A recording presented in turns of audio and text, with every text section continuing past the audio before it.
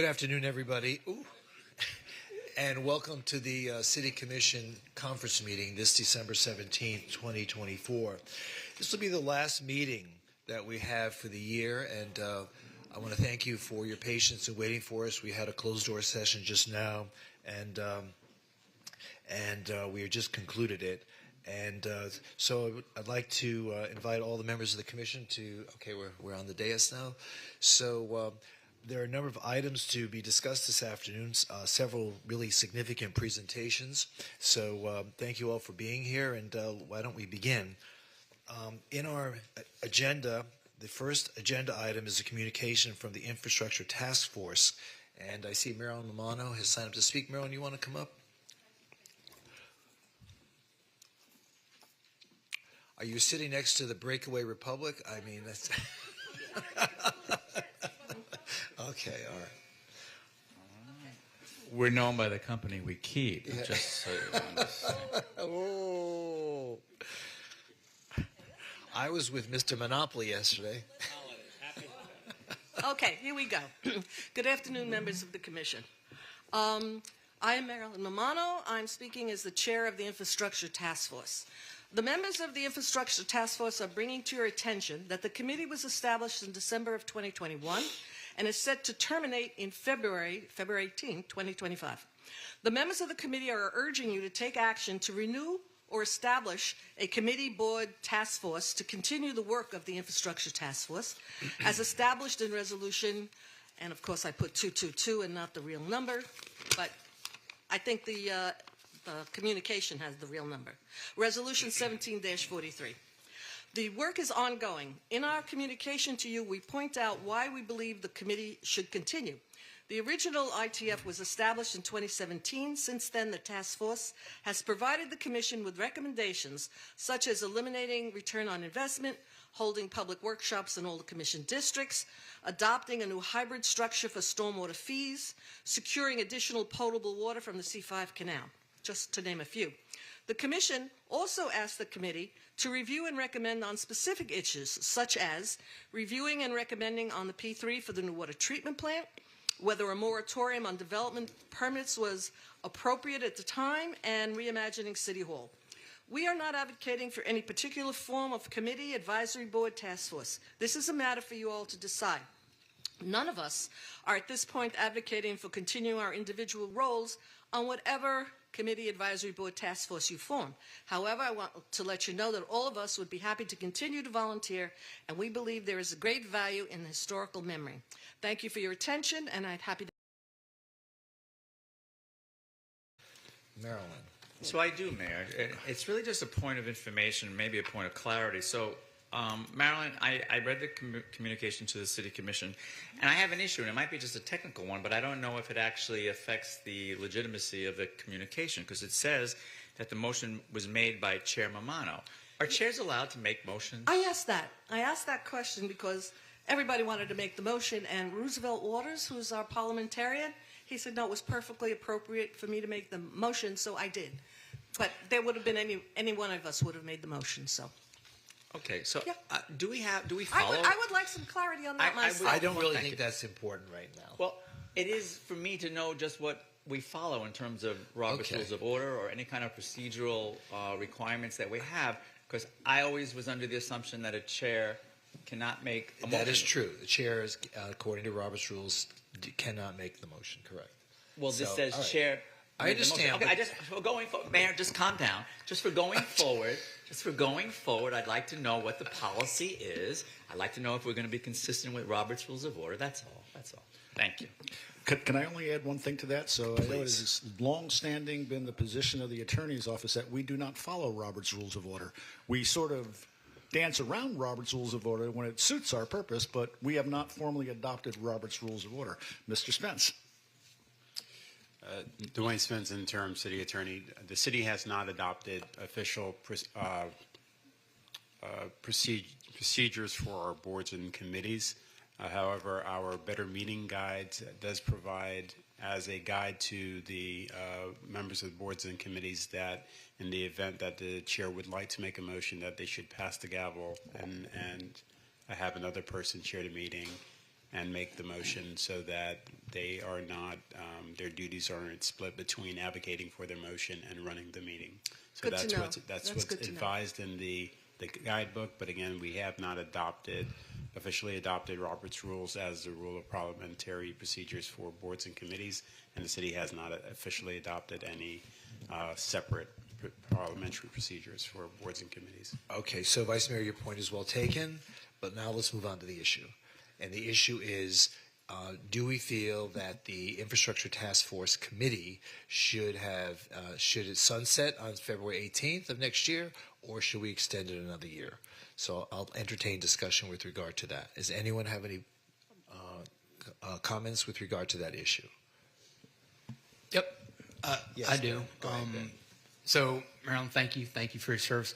What right now? Give us a little flavor on kind of what you're working on right now and what you see in the upcoming year focus areas. Yes. Okay. Well, we talked about that, and right now we're working on working with the staff on the Fortified Fort Lauderdale stormwater program. There's a lot of reviewing and working and making that work within the CIP. Obviously, we may be continuing to work on reimagining City Hall at your pleasure. We're also reviewing and monitoring and working with the staff on implementing the consent orders. But from my particular perspective, working on the asset management plan, I think, which is a long-term project, keeping up on that, making sure that all the information from all of the pieces get put into the asset management plan so that we have a full view of the comprehensive view of the picture of our state of our infrastructure. And lastly, who knows what will come up? And, who knows what you might want us to take, you might want, not us necessarily, but a group to provide you with a recommendation on particular issues that come to you and you feel you need some input. So the value is not only in the ongoing work that we're doing, but on potentially future work that you might want us to do, the committee or whatever, to do. Okay, great, thanks. Susan, from your perspective, ITF, how is this working? Additive, helpful? The ITF has been very instrumental. The big example I would give is the water plant, and their counsel during the process and their support is one of the major factors in us having to have that project, getting over the finish line. So yeah, I would be supportive. Okay. Thank you, Susan. Thank you, Marilyn. Yes, Mayor, my perspective is to continue to renew and continue Mayor, to work. let me ask you, do you feel that the members are still fully engaged? I mean, Oh, absolutely. okay. You come to our meetings, you watch our meetings, you can see engagement. Well, I had previously come to one of your meetings and observed it. That was a while back. So I just want to make sure that it's not just a few people showing up. You get quorums all the time, and they're okay. All right. All the time. Anyone else have any questions, Pam or John? No question. I am in support of it being continued. The work that we've seen, the results of the work that you've done, the suggestions, I really appreciate it. You all have brought some major information to help me make decisions. I'll put it that way. So I agree with what you're doing, and I would like to see you all be extended. All right. So, Mayor, if I just could ask a question about what happens if we do extend it? I have a comment that I want to ask the city clerk about. Thank you. So when reading all created, which year, was it recreated, who's still going to be able to serve, who's not going to be able to serve. So my question for you, David, also with this item, if we extend this group, help me understand, I believe 5 people will only have 1 more year left to serve, if I'm reading this correctly, based on the minutes and based on the years that folks were appointed to this committee, task force? It's based on Ordinance C-1836, and if it's extended past March 2025, 5 of the members would be eligible for 1 more term of a year. So half the board will have 1 more year. Correct. They'll go from March 2025 to March 2026? Yes. So they'll have 5, and then the other 5, what's the status of their terms? I would have to check what their individual ones are. They may have a little more time just based on them being newer, but I'll check and let you know Okay, so 5 people will be term limited out after 1 year. after just the first year that we We're only extend. extending it 1 year. Right. Well, If you we say extend that it now. all. If we extend it at all, yeah. Well, right, but we say that every year, and then how many years has this task force been in existence? Well, we keep coming up with new projects. And when were we going to stop? Never. Coming up with new projects. Never. Okay, thank you. Thank you. Maybe we should make this a permanent Well, board. that was going to be my next point, but that's okay. I mean, we do this 1 year, 1 year, 1 year, 1 year, and how many years has this task force been in existence? 2017. Okay, so Yeah. we're already up to the Right. 1 year has become 7. Yes. Okay. Anyway, I just think we should maybe have that conversation as well, but I'm okay with that. I just want to It's like understand. a relative that just doesn't want to leave, right? Right. So, and the board knows that 5 of you will only have 1 year to serve. Whatever David says is what we Does go that by. include you too, Marilyn? Yes, Pardon it me? does. Does that include you Yes, too? it does. Yes, it does. Yes, it does. Peter Partington, Ralph Zeltman, Roosevelt Walters, Shane Grabsky, and Marilyn. Yes, this is not about us. This is about Correct. a committee. Do you want that? Do you want a group to aid you in this endeavor, these endeavors? So, Well, it is about the group, and it's also about our expectations. You know, the talent that you and the others bring to that group that make it as successful as it has been. Thank you. Yeah. Okay, so perhaps at the next meeting we can have a resolution extending it for another year past the February 18th date. Thank you. Thank Marilyn. you. Thank you. You're welcome. Anyone else wish to speak on this item? Okay. Let's move on to business 1. This is a discussion of the 2025 state legislative program for the city of Fort Lauderdale. Who will be speaking with regard to this? Oh, hi. Hello, Daphne Sainville, Public Affairs Manager for the city. So I'm pleased to present the draft recommended state legislative program for 2025. Before I begin, I do want to say we have our 4 contract firms here who will provide their recommendations and comments when we get through with the presentation. If they can pull it up.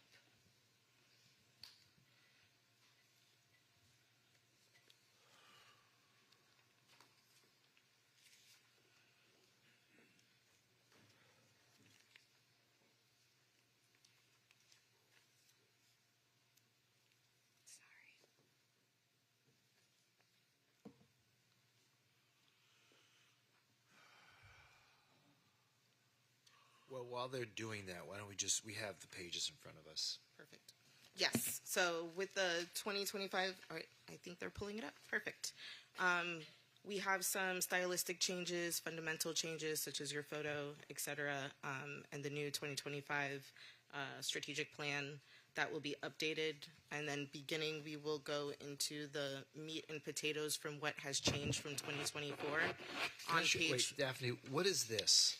This is the presentation to the actual program that you received. Right, but you're talking on another. What is this that was the backup to the? Is the draft program. So the presentation coincides with that draft program, Is this like a 2025. synthesized version of it? Correct. Okay, Yes. all right. Just to go through the main substantive Okay. changes from that. Okay. So we Sorry to didn't- interrupt you. I Oh just no, wanted- it's fine. Okay. On page 4, you will see that there is a new policy statement with economic development and small business development, and it supports this support statement. It furthers the commission's position to support the small business community. On pages 5 and 6, there's an updated policy statement with information technology services. In 2024, that statement read broadband and cybersecurity, and we've provided a more comprehensive statement to show that we do support broadband and cybersecurity for local governments in order to reinforce their critical infrastructure. So, with regard to broadband, do we have any policies as far as building infrastructure throughout the city, or at least parts of the city, to add wireless capability, internet capability? That is part of the state, yes. So that's part of what? That is part of the overall comprehensive statement in the ITS. Okay. That's found in the program. I didn't put it all there in the PowerPoint I didn't want to do a death by Because PowerPoint with words. that's a big dollar ask, Yes, correct? yes. Okay. So we do have it in the full substantive program that we do support expanding our broadband services throughout the city. Okay. Other changes beginning on page 9, which is the appropriations aspect of the program. So leaving the general principles and policy statements, we go into our funding asks. The existing appropriation request we have in education is the education enrichment program at a request for $500,000 to continue that summer program to close the learning gap with our students. It's proven successful.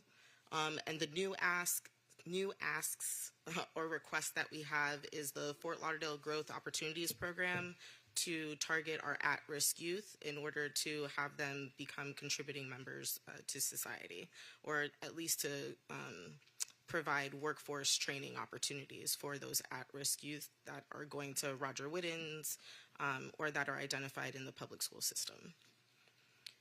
Another one is the Homeless Transitional Housing Program. This is what aligns with our homelessness issue, the crisis that we're facing, and that will also be supplemental to the programming that we're doing in line with the new state.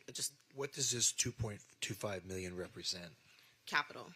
Capital, is that to purchase like pallet homes and things like that? What does capital mean? Yeah. Chris, do you want to come and expand?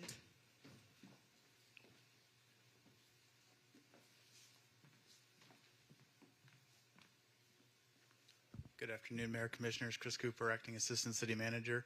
So what this is a request that could be used for the purchase of capital, like you mentioned, pallet shelters, or the acquisition of an existing property that could be retrofitted to provide shelter services. We're working along with United Way on this request, so the United Way will also have a request for $2.5 million to partner and hopefully, bring a shelter facility into the community, an additional shelter facility. So in your application, do you have to specifically state what it's for? So what we've stated in the request right now is for either acquisition of property or capital to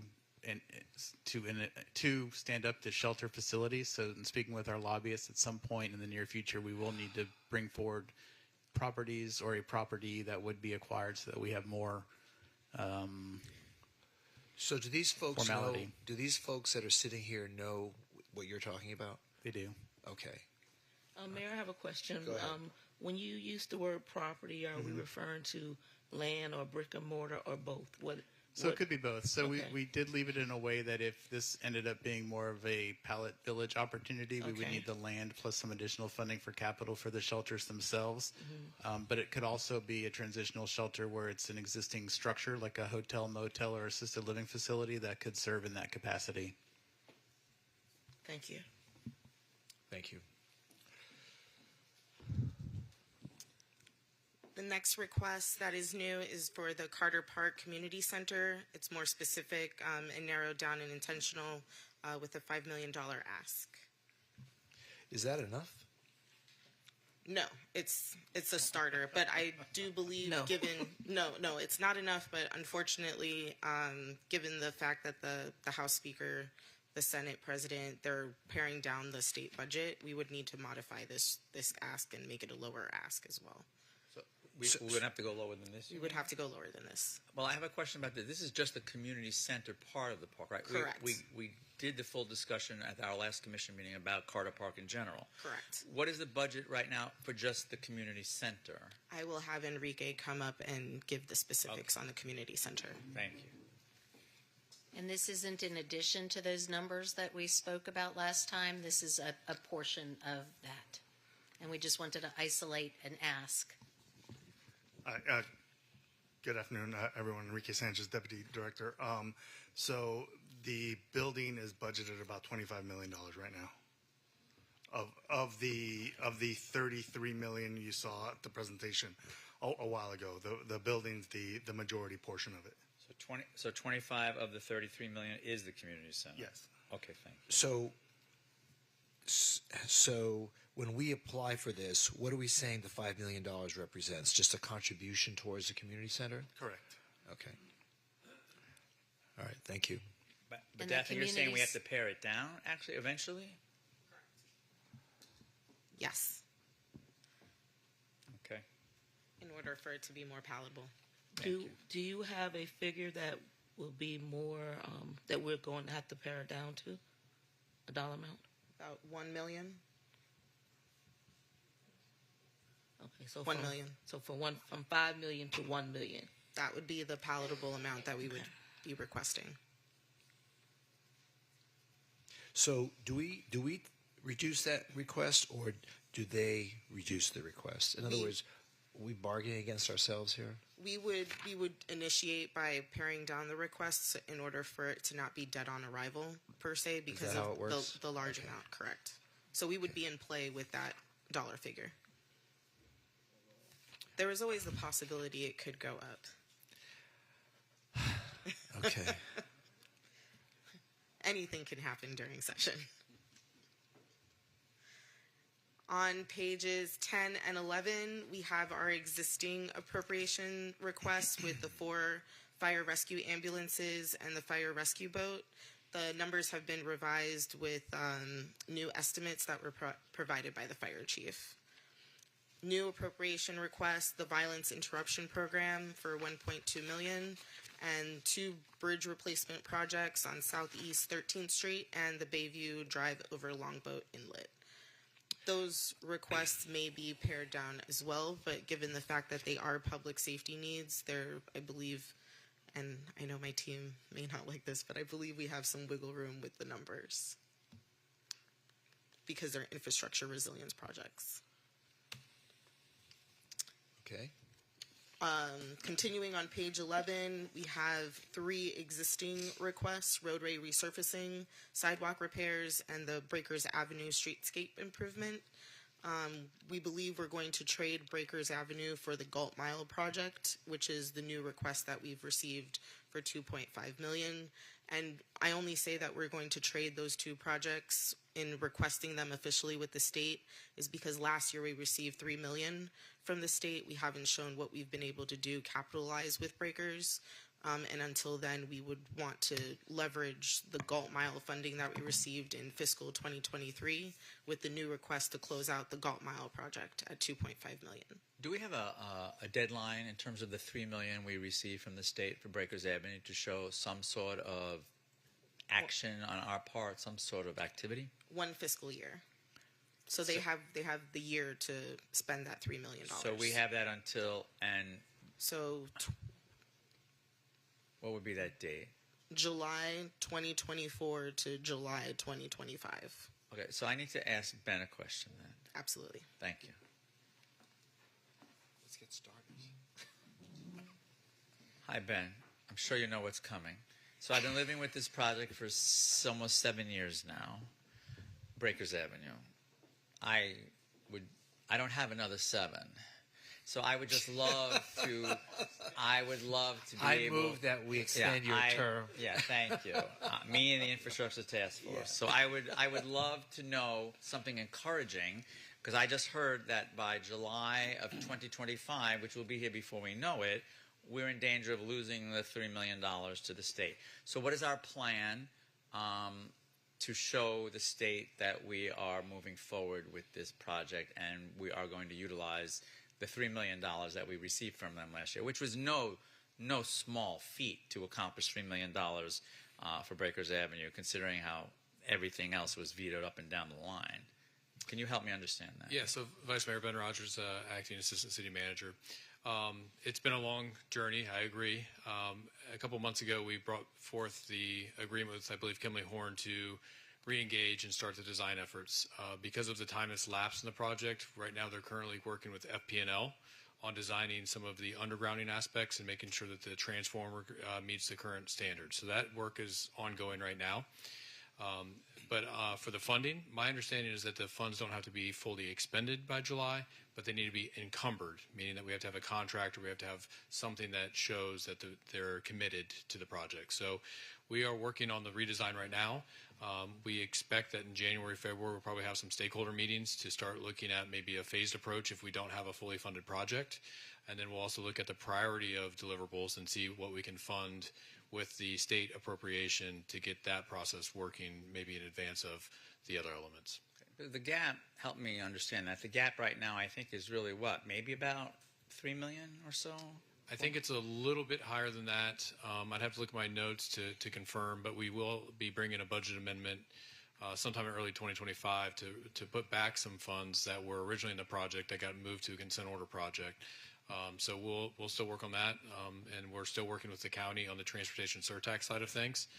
There's a proposed third amendment for that program that will be perceived to have more discretionary aspects with it and may provide additional funds for that project. And I am aware of that third amendment, I guess, to the ILA.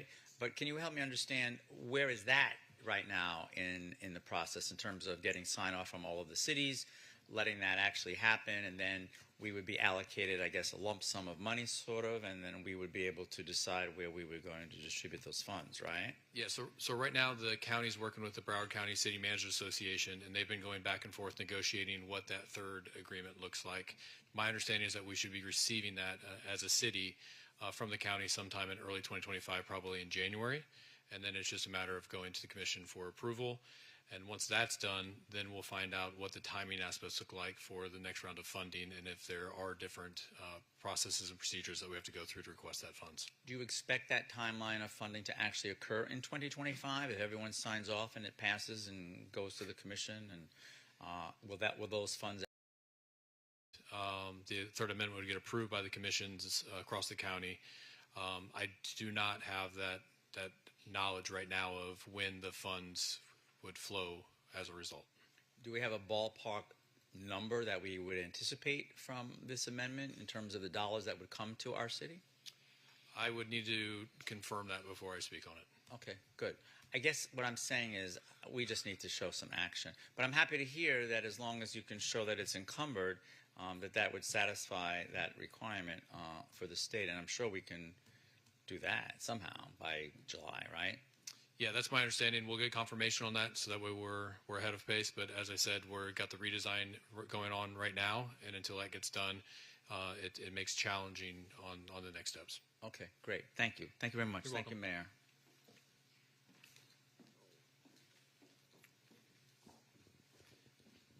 All right. Additional changes from page 11, there was a deleted appropriation request because it was not requested by the department, and that was for Fortify Lauderdale for additional mitigation efforts that we were going through, and that's just a departmental decision. On page 12, we have the existing request for Lauderdale at $3.1 million and 2 new requests with the Los Olas Mobility Project, specifically the shop segment and the Sunrise Lane District Streetscape Improvement Project. And before I go into the House appropriation guidelines, I did want to make mention one policy statement in briefings for housing and community development.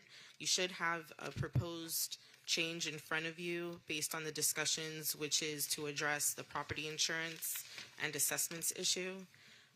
It really wasn't in the program specifically as a direct policy statement, so I crafted one last night for your review and comment. If you wanted to discuss, read it, and let me know if it needed to be wordsmithed and be a bit more stringent.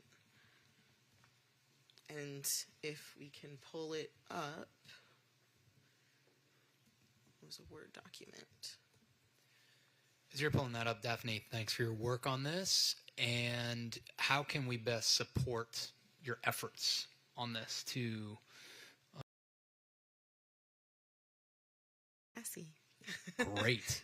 Broward Days is one of the efforts, but there are some times in committees when they're being heard, having that support outside of our contract team and myself, because the legislators see us as hired guns, but they see you as the elected officials speaking on behalf of the people. So it would be beneficial for certain issues, especially like with vacation rentals last year. It was great, having the commissioners come up to advocate and say this is not good for the city of Fort Lauderdale, because we have a model program that we did work with all the stakeholders. It does make a difference when we meet with the governor's office and leadership on both sides. Didn't Great. we determine? Excuse me, Ben, but didn't we determine that the Broward Days conflicted with a city commission day?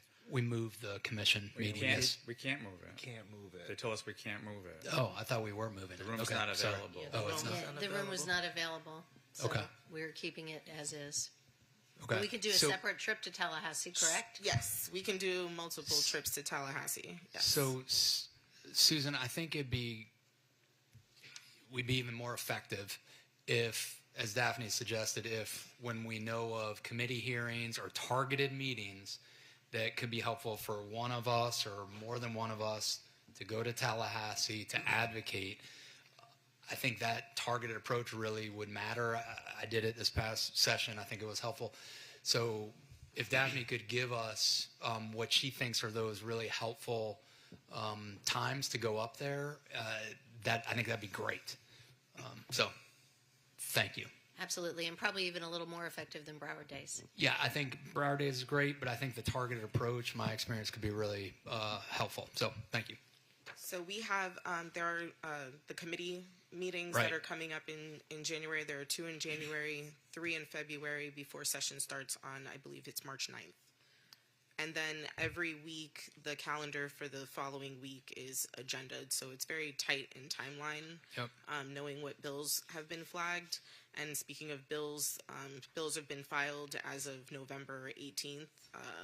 Certain bills have been coming in that we have been flagging. And when I say we, I want to introduce Ashley Dixon as my policy analyst. So she'll be assisting me this session in making sure that the information is conveyed to each of you timely with an analysis, and then weekly updates from our lobbying team as well with the efforts that they are doing as well. That'd be great. And just to kind of put a fine point on it, I think it'd be helpful if, Susan, if we got like a general list of dates when it would be helpful as you get them. And then, Mayor, I think it'd be helpful to say, okay, let's just touch base. Here are some of the committee dates we've just gotten from Daphne. Is anyone able to go to advocate? And that way maybe we could just share who might be doing what to maximize impact. Thank you. Daphne, if I could just address what you have on the screen for us a second. Thank you. And I thank you for doing this because I know that you and I had a conversation about this. I would like to see it get a little stronger and go a little further in this respect. Last year we did talk about the structural integrity reserve studies and what that would be in terms of a burden on many of the condominiums. But now that that's required by the end of this month, the next step in terms of burdens is basically paying for things, paying for assessments, paying for everything.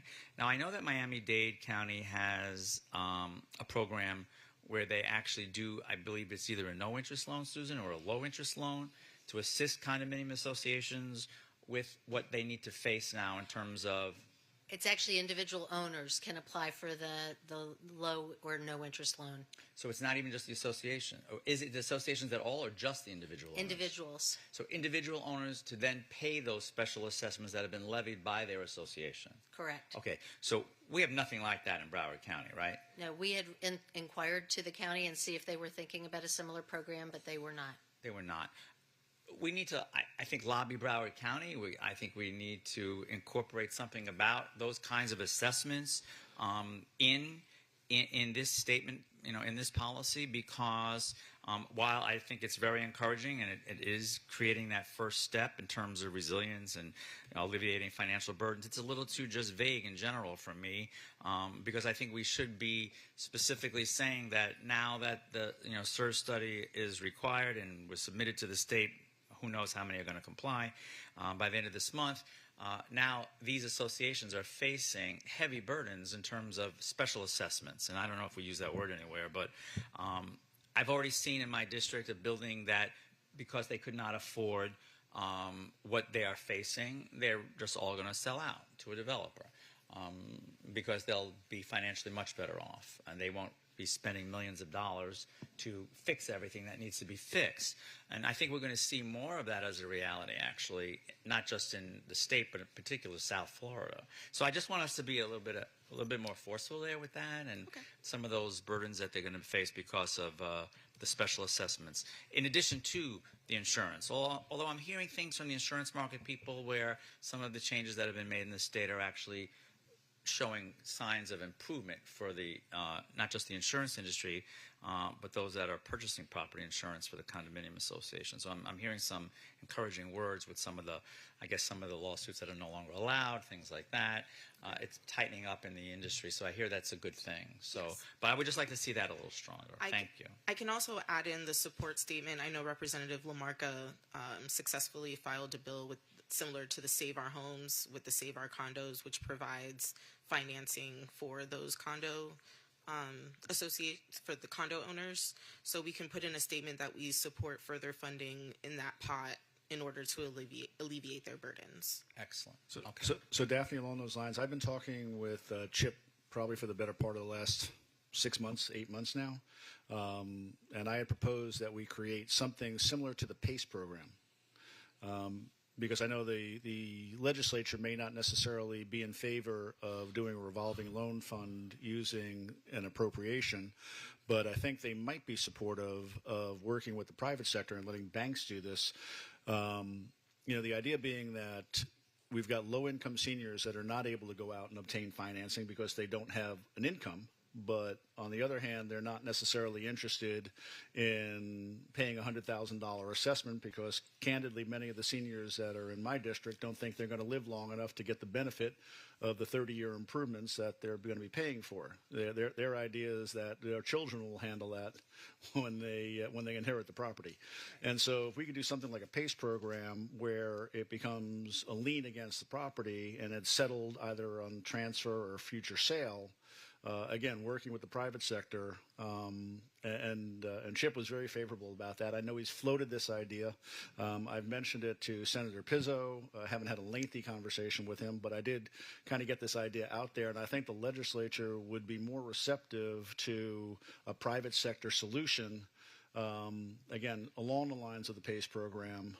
So I think that's something we really need to start talking about a little bit more and seeing if we can advocate, because, I've got low-income seniors that are not going to be able to afford these assessments. To the Vice Mayor's point, they're going to be forced out of their apartments. There's folks in my district that, bought these units 20 years ago with an expectation of a long, happy retirement that are going to be pushed out.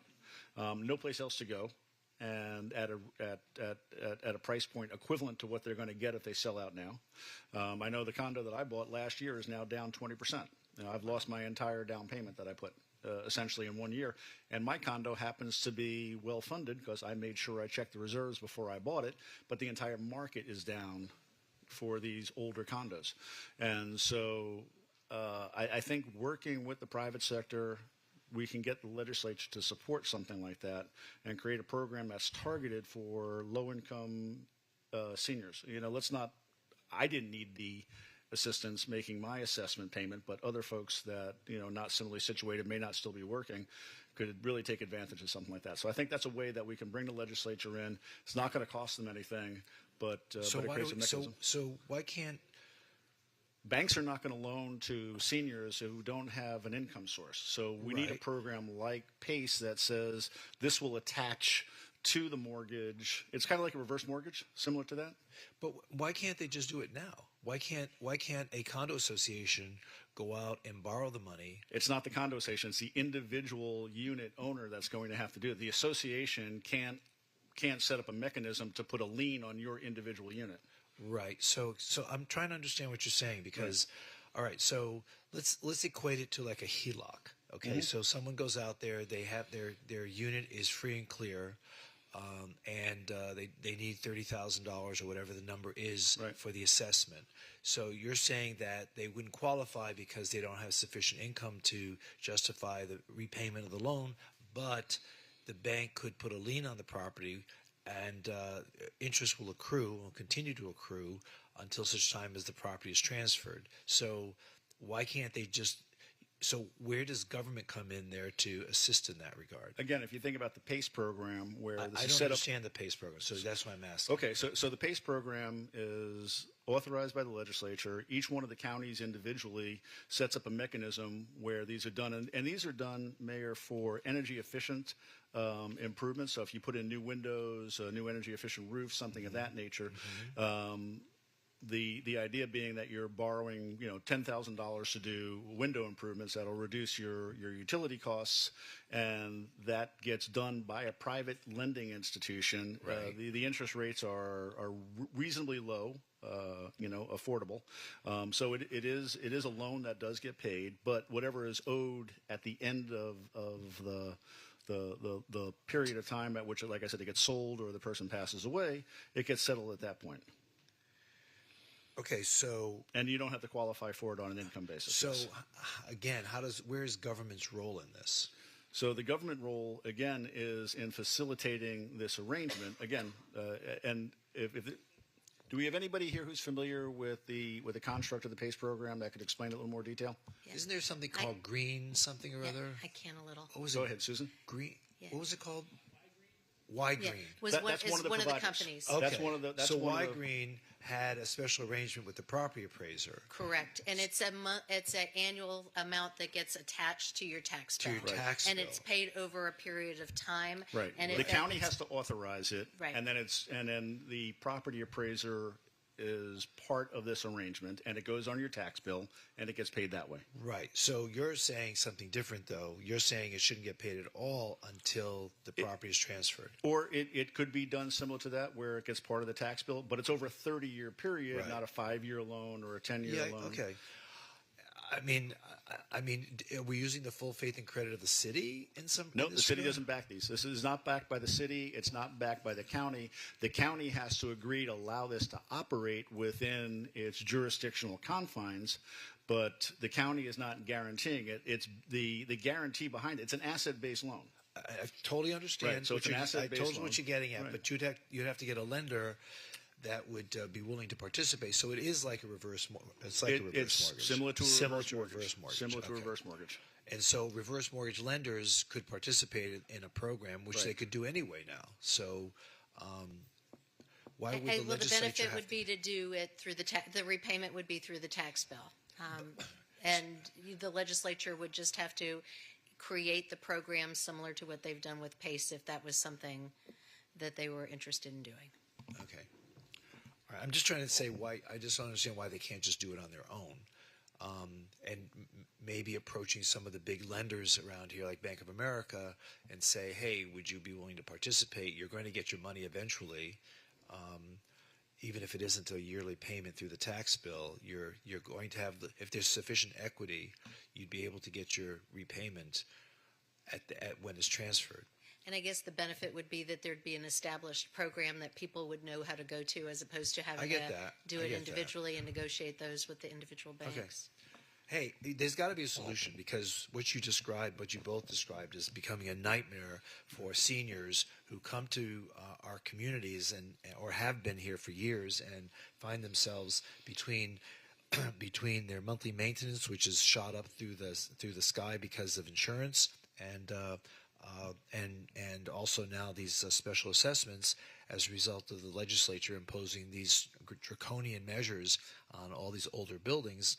It's just seniors are being squeezed here, and there's got to be some relief. And I'm not sure what the solution is, whether it's through trying to deal directly with private lenders and see if they can come up with a program, or somehow the legislature getting involved. But I'd love to see the legislature establish a revolving loan fund, but I just don't see that that's a realistic expectation. And that's why I think the private sector partnership might be. they might should have be done more, it to start out with. It's Yeah, like well, they have these unfunded mandates. I'm all about the practical than the optimal. So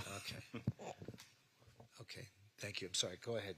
All right, going back to the presentation, just wanted to reiterate how we got to these recommended projects. There are certain requirements for funding. So if we can flip back to the PowerPoint.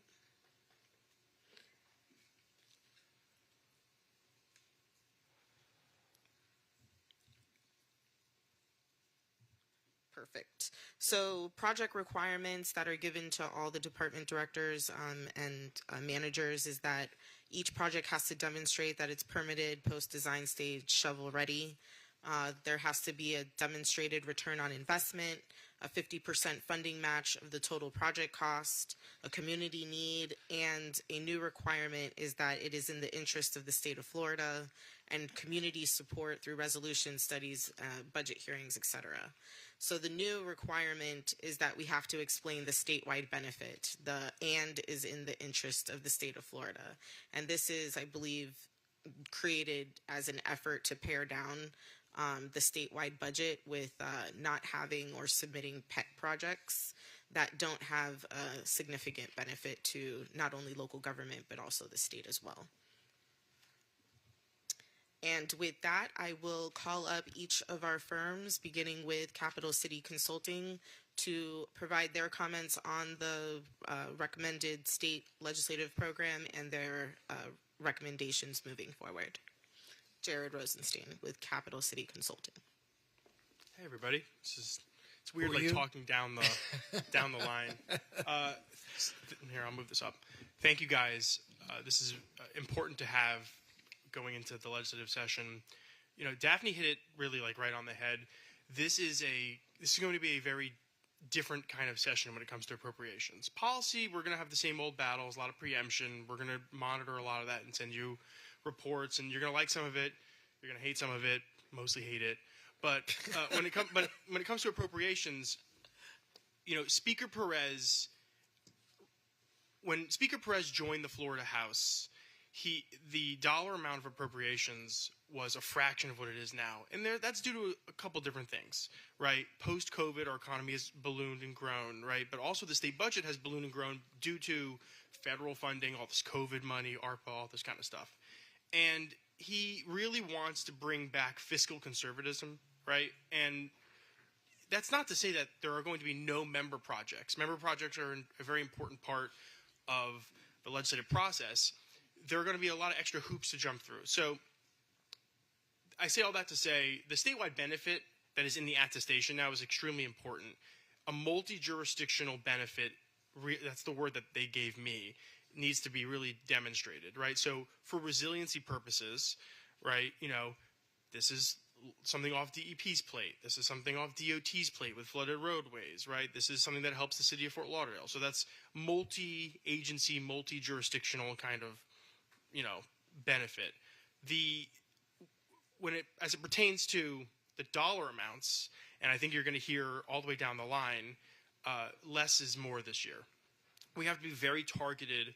You know, I was told municipalities are really going to get 2 to 3 really big, good projects. So we have to really focus our energy on what we think is possible. There's a lot of things that we can do now to kind of work through this list. DEP is a stormwater wastewater grant program. If we have water projects that haven't been applied for with grant funding there, we need to do that. DOT has a work plan that is a 5-year work plan. We need to see if we have DOT projects that are in there that are not in the work plan. We either need to get them in the work plan or expedite them in the work plan, right? Those are the kind of things that I think the appropriations chairs this year are going to say, we're not going to fund that project. It's not in the work plan. We're not going to fund that project. You didn't go after grant money. They want to see buy-in. They want to see a little bit. They want to see us do a little work. You know, the dollar amounts, yes, they're going to have to be reduced. That's just me being honest with you. But there are some really good projects on there that I think will make a difference. Resiliency projects, water projects, road projects. I think there's a high chance they'll be funded this year. A great example is last year with the Gulp project, right? We have projects that are very similar this year on this list that I think that will be successful. We just need to massage the number down and write a really good application and explain sufficiently and succinctly the statewide benefit, and I think we could bring it home. You know, we have a fantastic delegation. Senator Pizzo and Chip or Representative Lamarca are, you know, amazing. They'll do a really good job, you know, working through these projects. But again, I have to reiterate, and you're going to hear me scream this all session long. Less is more. Multi-jurisdictional benefit, statewide benefit. That's my spiel. All right, Jared. We have projects that are hundreds of millions of dollars. Of course. And you're telling us to apply for $1 million. Why are we wasting our time? Well, it's one. Well, last year we applied for $1 million and we got $3 million. It's not to say that. Remember, these numbers aren't necessarily set in stone. There are a lot of factors that come into play. What happened last year, where we applied for $1 million and ended up getting 3 for Galt, is kind of an anomaly. But it does happen. It's not impossible. So my point is, reduce the dollar amounts and get maybe more projects. Don't get one big one. Get 2 or 3 at $1 million or $1.5 million. Well, you're saying that big ones aren't even available for us to even apply for because they get scared by the numbers. You can file that form. I think, to Daphne's point, it'll be DOA. Yeah, but the thing is, you say multi-jurisdictional, statewide benefit. Nothing costs $1 million as statewide benefit. Nothing costs $1 million that is multi-jurisdictional. I mean, we have a water treatment plant. Sure. Okay. All right. That's going to be multi-jurisdictional in terms of as it services multiple cities. Okay. So maybe that's an opportunity for us to get reimbursed for some of the expense that we are incurring in order to build this water treatment plant. But the numbers are astronomical. They cannot be addressed with $1 million or $2 million. Sure. We need 30, 40, 50 million. Sure. Are there programs that help cities address these important needs that every city is going to have to address? So I would actually argue it in the inverse. $1 million might not seem a lot to for a capital project, right? It's a drop in the bucket. But let's use a real world example, right? If we spend $1 million on a resiliency project or raising sidewalks or mitigating any kind of flooding, that I would argue is multi-jurisdictional. That stops flooding from happening in the city. That affects DOT. That affects the Division of Emergency Management. That affects DEP. So you're just talking about multi-jurisdictional in terms of levels of government, then? Correct. Well, it's not just local multi-jurisdictional. That is one facet of it.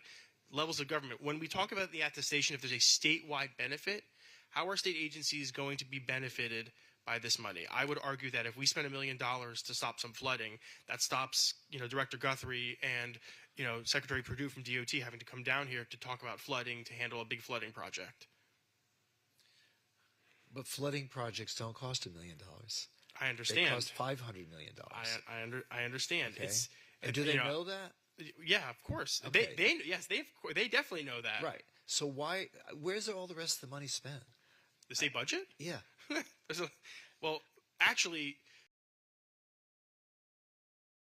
it truly is. Well, that's a necessity. I totally understand that. I agree with you. All right. So the question is, if they're really serious about affordable housing, if they're really serious about infrastructure and resiliency and trying to resist the impact of climate change and things like that. Yes, there's climate change. They've got to be serious in their dollars. Mm-hmm. And so far, we have a lot of mandates that are unfunded, especially affordable housing and homelessness. Sure. Okay. So, we're begging for scraps, and the reality is that the cost for all of these initiatives is far in excess of what they're willing or prepared to pay to any individual city.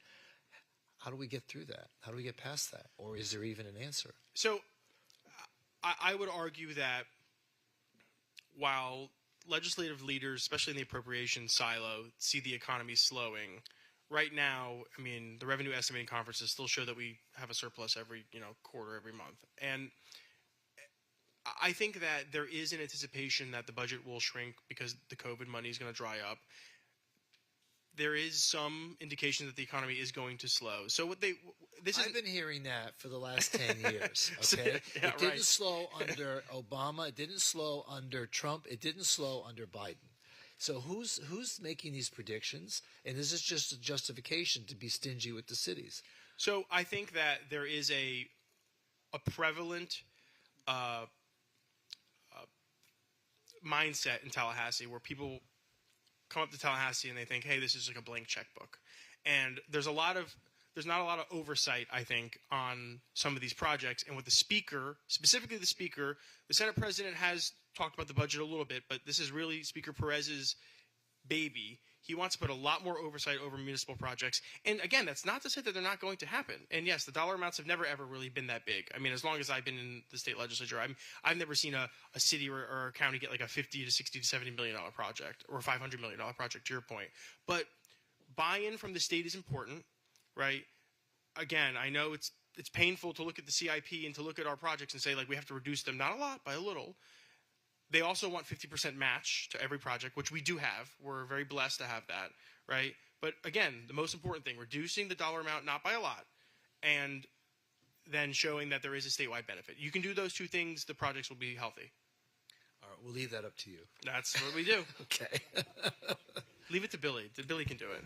Hey, Jared, I have a question for you. Yes. So, are there ever conversations, this might be a ridiculous question, but are there any conversations ever taking place about some of these major issues that we talk about, and how can cities be helped in terms of any kind of infrastructure work, whether it's water, stormwater, sewer?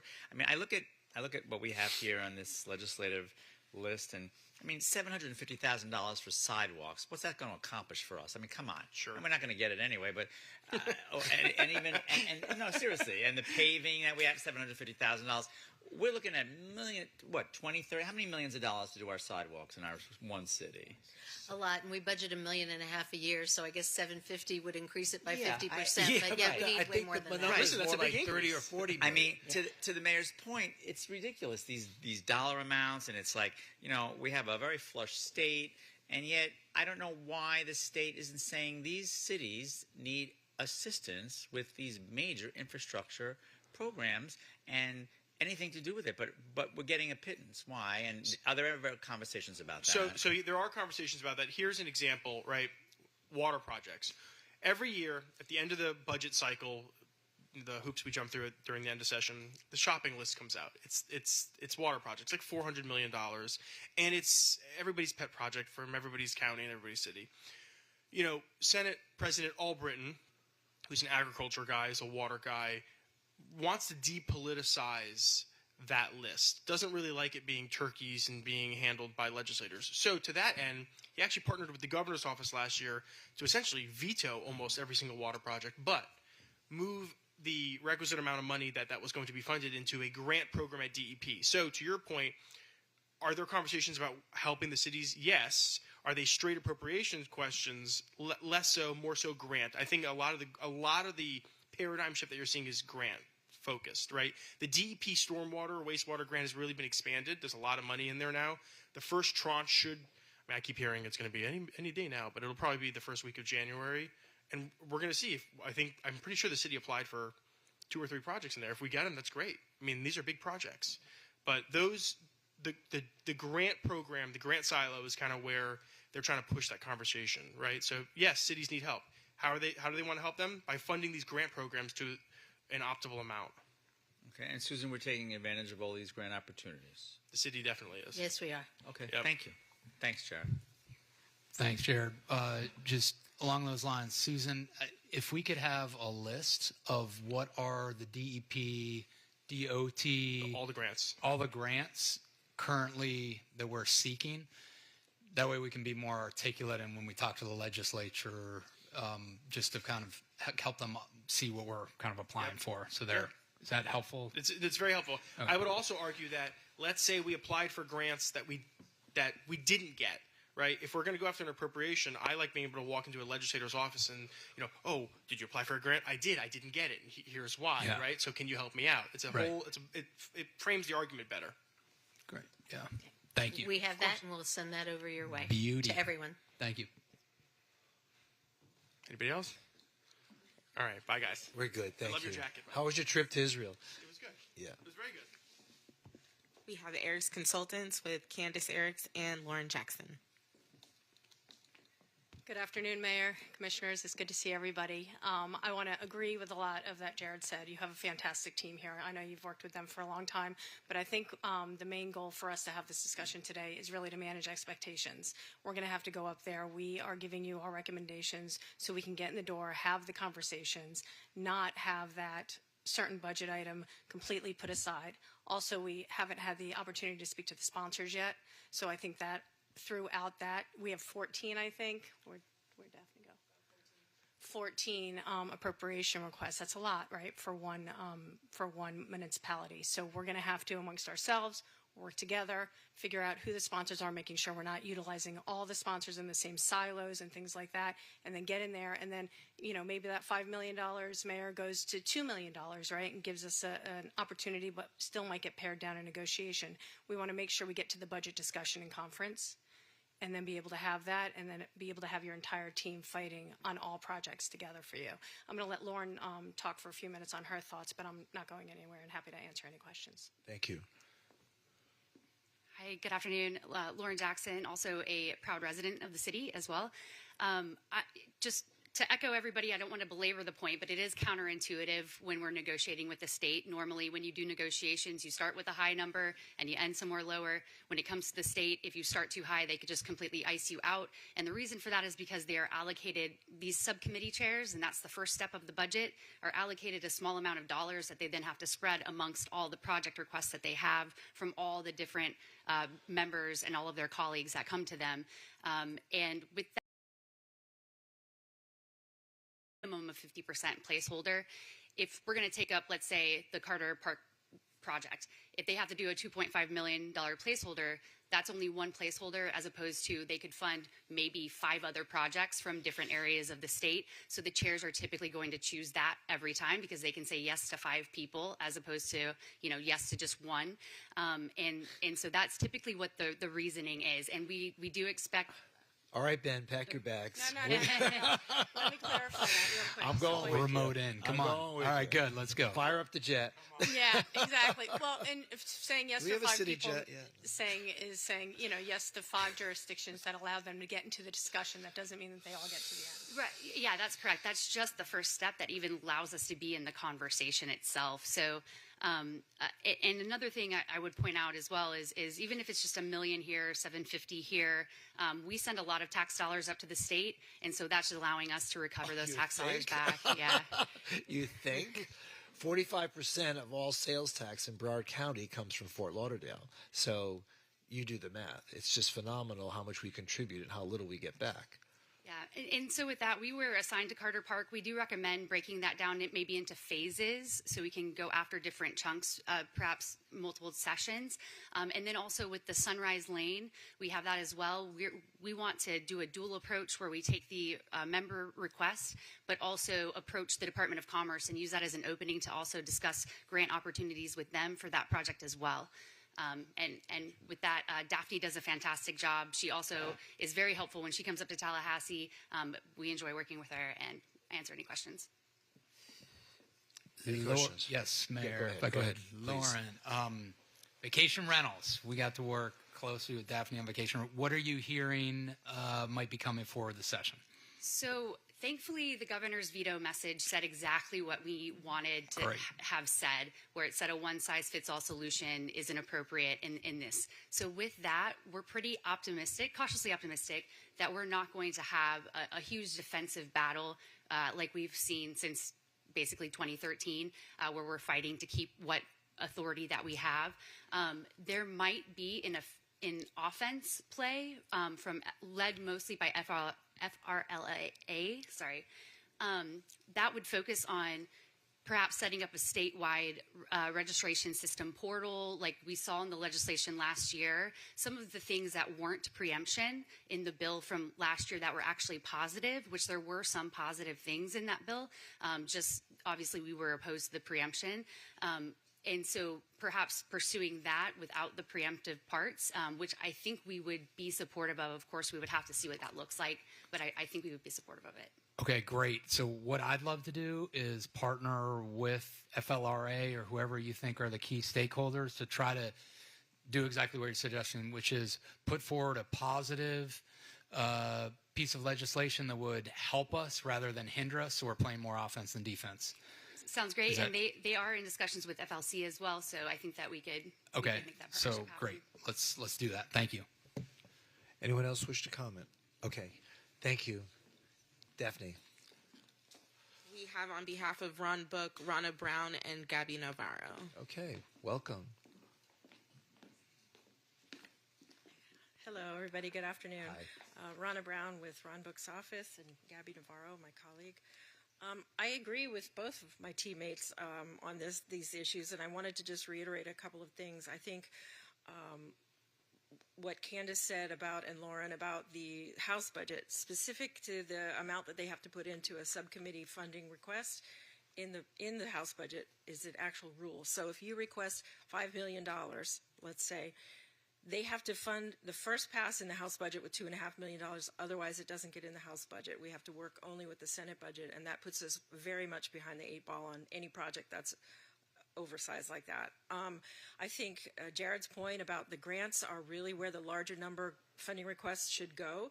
I think that those are created for that reason. They get ranked through the DEP staff, and to his point about if it didn't get funded, they come out with a ranked list.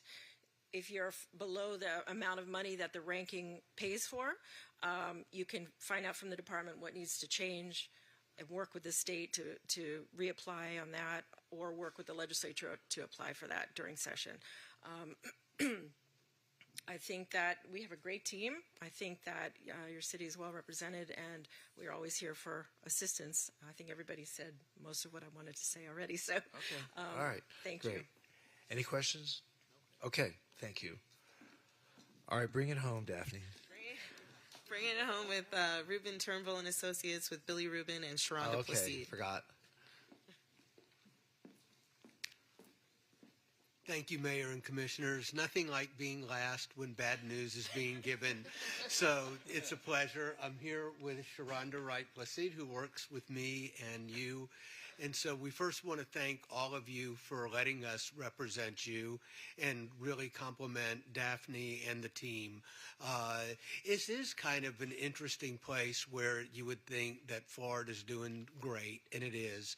But this will be the first time for these legislators that in a term-limited environment, the revenue has skyrocketed. The COVID funding has been there. It's been easy to spend money, or easier to spend money. And this will be the first time they'll actually go backwards. Even though our budget will increase, the amount that it'll increase won't be the same.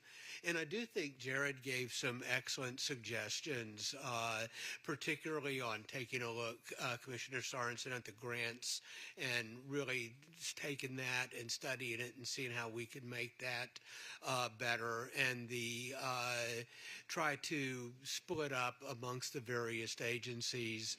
But we're going to do everything to fight for you. It's hard when we're talking millions and you've got hundreds of millions of needs that are genuine needs of the citizens of Fort Lauderdale.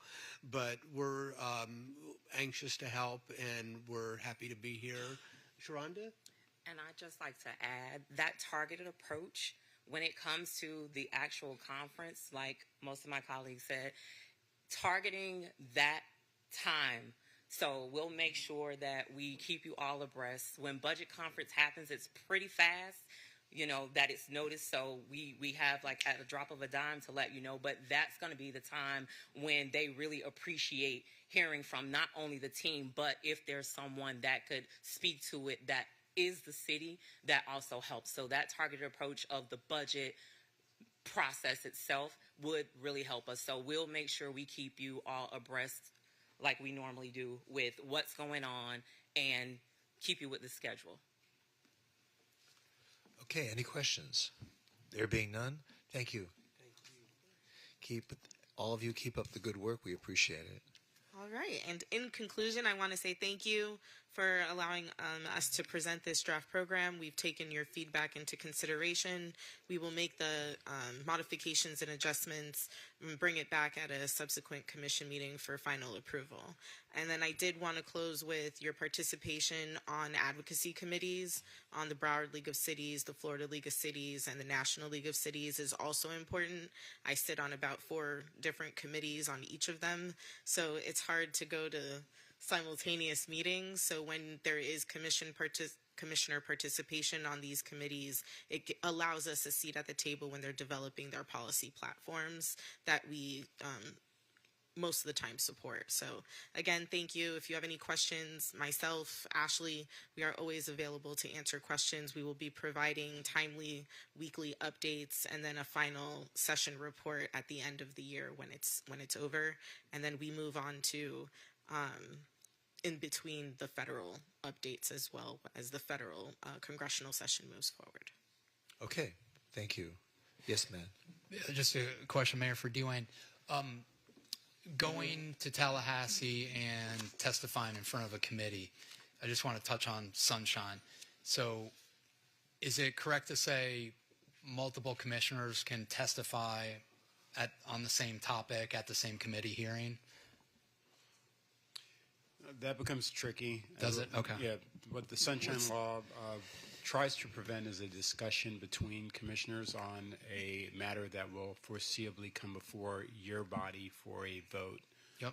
So when it comes to discussion on the same topic, we typically advise against commissioners having or being involved in discussions on the same topic at a meeting that is not a sunshine meeting.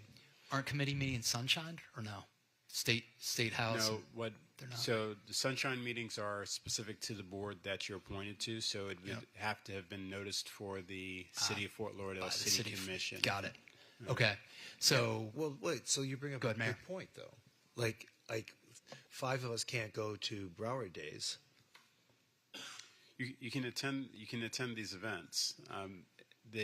You just can't just no, don't talk. You can also talk. The prohibition is against the deliberation or discussion between members. And I see Daphne approaching the podium. Are you? I was going to comment about when the commissioners do go up, if they're going up for committee meetings, I believe we do notice that they are going to be up there to either testify or they're attending a session on that calendar date. And I'm not sure if that is part of the rule. Like Broward Days is publicly noticed, so Sunshine is there. So if there's a committee meeting during Broward Days that they're able to testify, because they fill out the form to say that they're there and in the capacity that they're testifying. Okay. So Dwayne, thank you, Daphne. So Dwayne, if we can just look into that, just so that I know, for sure, example, we'll provide you with some guidance on that. I mean, I Yes. know we would have to meet individually with representatives and can't do that as a group, obviously. But if you could guide us on those. Sure. Thanks. Will do. All right, very good. Moving on. Business 2. Oh, I'm sorry. Charlie King asked to speak on business 1. Sorry. This is on. I'm old enough to remember when we had one lobbyist at the state, and then they split it into 2, and now I was here for something else, and I see you've split it again into 4. Is there some sort of scale to this or something? Like the more lobbyists, it gets cheaper or something like that? And I would like to know, somebody here must know what we pay per year for 4 state lobbyists. And I have another question. Have we given up our federal lobbyists that we used to have? Or we still have federal lobbyists too? We still have federal. We have multiple federal lobbyists. Okay. So, Susan, do you have a response to that? Yeah, we have had the 4 lobbyists on the state, Daphne, for 3 years now. And why don't you come up and you know the total on the top of your head. I'm trying to remember at the top of my head. 4 lobbyists is $210,000 a year. Yes. And we have 4 because it expands our reach in the governor's office with House and Senate leadership. Each lobbyist is proficient in specific areas and has those relationships that we need to get beyond my reach and beyond our reach as a commission as well. Charlie, would you like to be a lobbyist? No. Okay. Is there escalation going on here in lobbying or something? Because 10 years ago, were we paying $200,000 a year? No. To Ron Book or something? No. What happened was that I think the city made the decision that in order to become more successful, we needed to tap into the experience and connections and resources of more than one particular lobbyist because not everybody knows everybody. So maybe I would be a lobbyist to the county. You could make me your county lobbyist. I'll work for free. I'm sure you're friends with every single one of them. Yes. All right. I don't know. It's just surprising.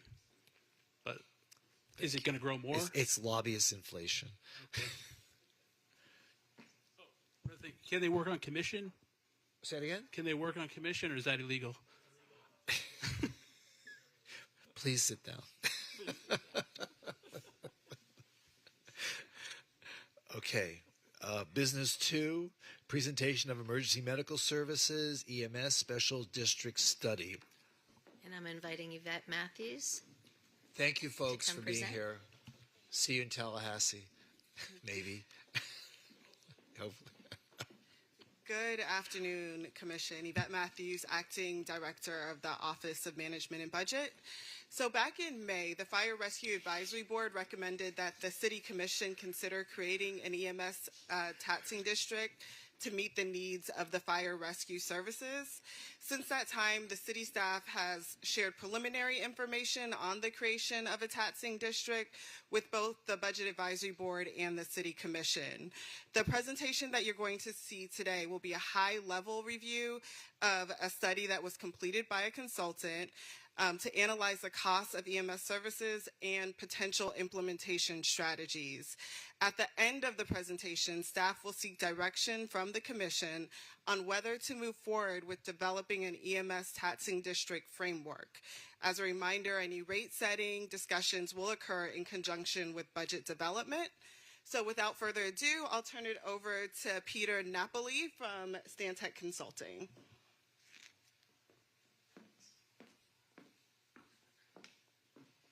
Thank you, Yvette. Good afternoon, Commissioners. Peter Napoli with Stantec Consulting.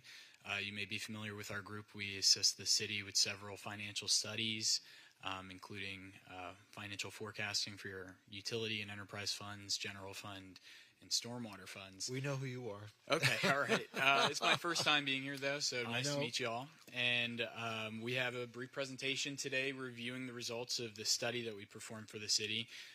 As Yvette said, calculating what a potential EMS special taxing district could look like, potential implementation options, and a potential timeline for the city to consider. So that's basically the agenda. We're going to start off, though, with a little context and background in the form of a refresher on the general fund forecast. Then we'll talk about the cost allocation that's involved in this process, the EMS revenue requirement, some EMS tax rates, property impacts, potential millage rate caps, and then a timeline. So starting with a little background and context, this is the general fund forecast that comes from our team. We perform for the city every year. It's a 10-year financial forecast of the city's general fund. It includes a projection, a reasonable projection of all the city's operating expenditures, capital expenditures, personnel, etc. It also includes reasonable expectations for your revenue growth. The 10-year forecast is kind of summarized and encapsulated in this chart here where it shows your end-of-year fund balance. So this is the amount of money in the bank account at the end of the year for the city's general fund. The orange line there is the target. That's a 3-month target, and the black line is the 2-month minimum reserve policy. You don't want to fall below that. Based on our most current projection of the general fund, you see that the end-of-year fund balance represented by those blue bars falls beneath that minimum reserve requirement by 2027, and then by 2029 is depleted entirely. That table down there gives you an idea of the cash flows in each year. So you start out with that even balanced budget in 2025. In 2026, there's a $4.7 million deficit that grows substantially in 27, 28 onward. Some of the important assumptions I just wanted to highlight in this forecast is that it assumes that you maintain your current millage rate of 4.1193. It assumes the CRA sunsets in 2026, which is frees up $11 million in revenue for the city. The forecast also assumes a significant capital program is executed of over totaling about $300 million. So into the EMS tax rate calculation. If you could just hang on there for a moment. So I just want to, Susan, talk through this a little bit here for might benefit others and public. Absolutely. And this is typical. When you look at a 10-year forecast, you would see deficits in the out years. We are required every year to provide a structurally balanced budget. So to the extent that we were looking at shortfalls, we would talk about increases in revenues or decreases in expenses to make sure that we provided that balanced budget. So this is just showing you what it would be like if we did nothing as it relates to making adjustments to expenditures or changing in millage rates. So that's what this looks like, and it would be typical to see that in the out years. I will also add that we talked about, I think, the Bahia Mar revenue come on in 2030. Is that when that first hits? Yes, I believe so. So that's kind of far out. Again, a lot of assumptions are on here, and often when we do assumptions, we make sure they're very conservative. Yep, great, thanks. And I'm looking at the Stantec FY25 financial sustainability plans, which the Commission may have already seen this, but so when we look from a revenue and cost projection, so revenue versus expenses, if we're looking at the analysis, starting, according to this analysis, 2025, 2026, we're spending as much as we're taking in, and then cash out begins to increase over what's brought in. So we're in a deficit kicking in pretty quickly. Help us I just want to kind of talk through this a little bit because we have continuing increase in revenues as we getting more property on the tax rolls. Why are we in a possible deficit position so quickly? Yeah. Well, and there's a couple things. Keeping in mind that the revenue for this assumes 6% increase in property tax growth, but property taxes are only a portion of our revenue. I think it's about 50%. Is that so? While those might be growing at 6%, the other revenue sources may be flat, right? So if you look at that, that would mean on average our revenue is only growing by 3%. Over the past couple years, there's been inflation in wages, inflation in healthcare, and we know that like 80% of our expenses are related to our employees. So those would be some of them. Also, we're looking at, we've been budgeting about $20 million a year for operating capital. As they mentioned that we're in this forecast, we're increasing those numbers as well. Thank you. Do these assumptions assume increase in staffing levels in the city? So Laura, did we put in increasing in, there are some increases in staffing levels. So to the extent that we are finishing up our SAFER grant with, as an example, with fire in year 3, we're going to have to pick up the cost of that. And Laura, if you could talk about the other increases in staffing. Yep. So Huron Bay is a new fire station that will be opening. That's assumed in the forecast. And then there's another placeholder that assumes 8 FTEs per year and out years based upon growth in population. So yes. And what's the estimation FTE? I think it was 1.6 million for the growth. So Per year. Yeah, per year. So and that's pretty much what we've seen in our workforce in the general fund, around 8 new FTEs per year. So we want to make sure we're baking that in. And do FTEs include public safety? Yes. Yeah. Yep. So that would be, primarily it's been in police and fire. Right. Okay. And the important thing on this type of forecasting is that we're planning ahead for 2 or 3 years in the future, right? And talking about what we need to do to make sure that we have that structurally balanced budget. Right. Yeah. Great. Thank you. Well, all right. Well, just to piggyback on that question, on the left-hand column, it says it includes significant capital projects totaling $300 million. Over what period of time are those capital projects being budgeted according to this graph? Okay. And does that include City Hall and No, that's cash funded, and Okay. that would be around 30 million per year, which is accounts for bridges, streets, roadways.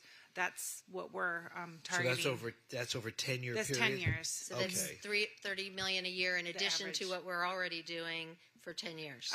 That's the total amount. That's So the total. So the delta is cash- about 10. Yeah, so we do between 20 and 30 million per year, but the costs of bridges in out years adds cost. So we have in the 5-year CIP, you can see the specific projects, but in the future years, we just extrapolated that targeting that $30 million in the out years with inflation. Does this include additional debt service bonding? Yes. How much? So in the assumptions, I can grab it again, but for the police headquarters, that $44 million overage, Right. That's included in the city hall. Additional debt service is also included. Of a projected new city hall? And we're assuming how much for a year on the city hall? Was it 10 million? Yeah, police headquarters was Or 3.2 million, and it was around 8, I think, for 6.5 for city hall. Okay. Also, 2 million was the amount for fire rescue here on Garage. Swimming Hall of Fame, 1.9 million per year. Yeah. And real quick on the Swimming Hall of Fame, that was based on the worst case scenarios when we presented that project to the City Commission. So that could be less. Yeah. But again, we're very conservative when we make our estimates. Okay, but for example, this does not include any projected increase in infrastructure bond issuance. No. Does not. Yeah.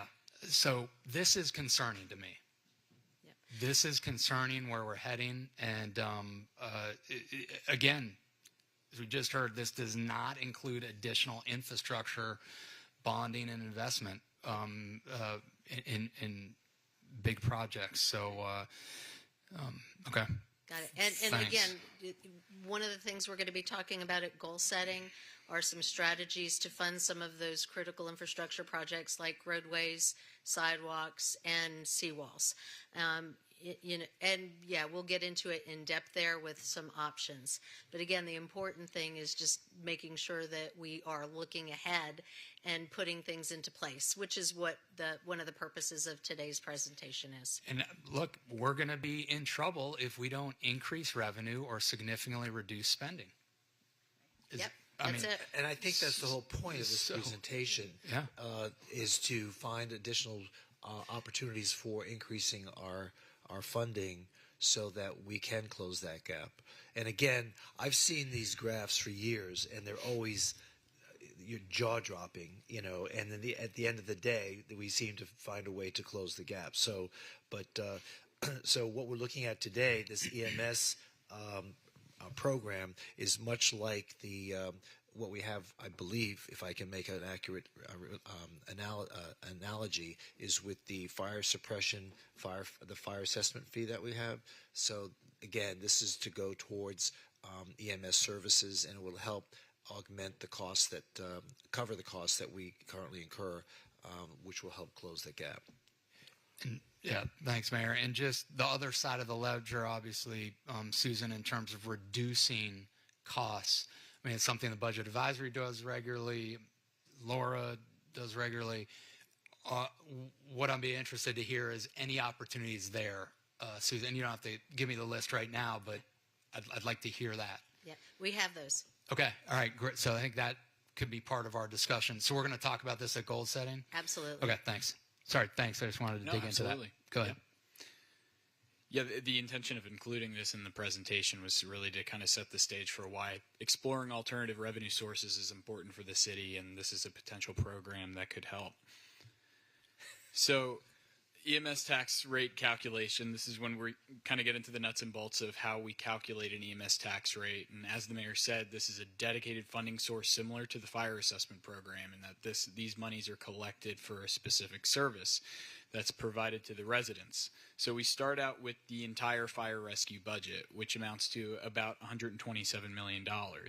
We perform the same cost allocation that's used to separate out the fire and first responder costs in the budget that are funded through that fire assessment program that the city currently has adopted, and that's $68.5 million.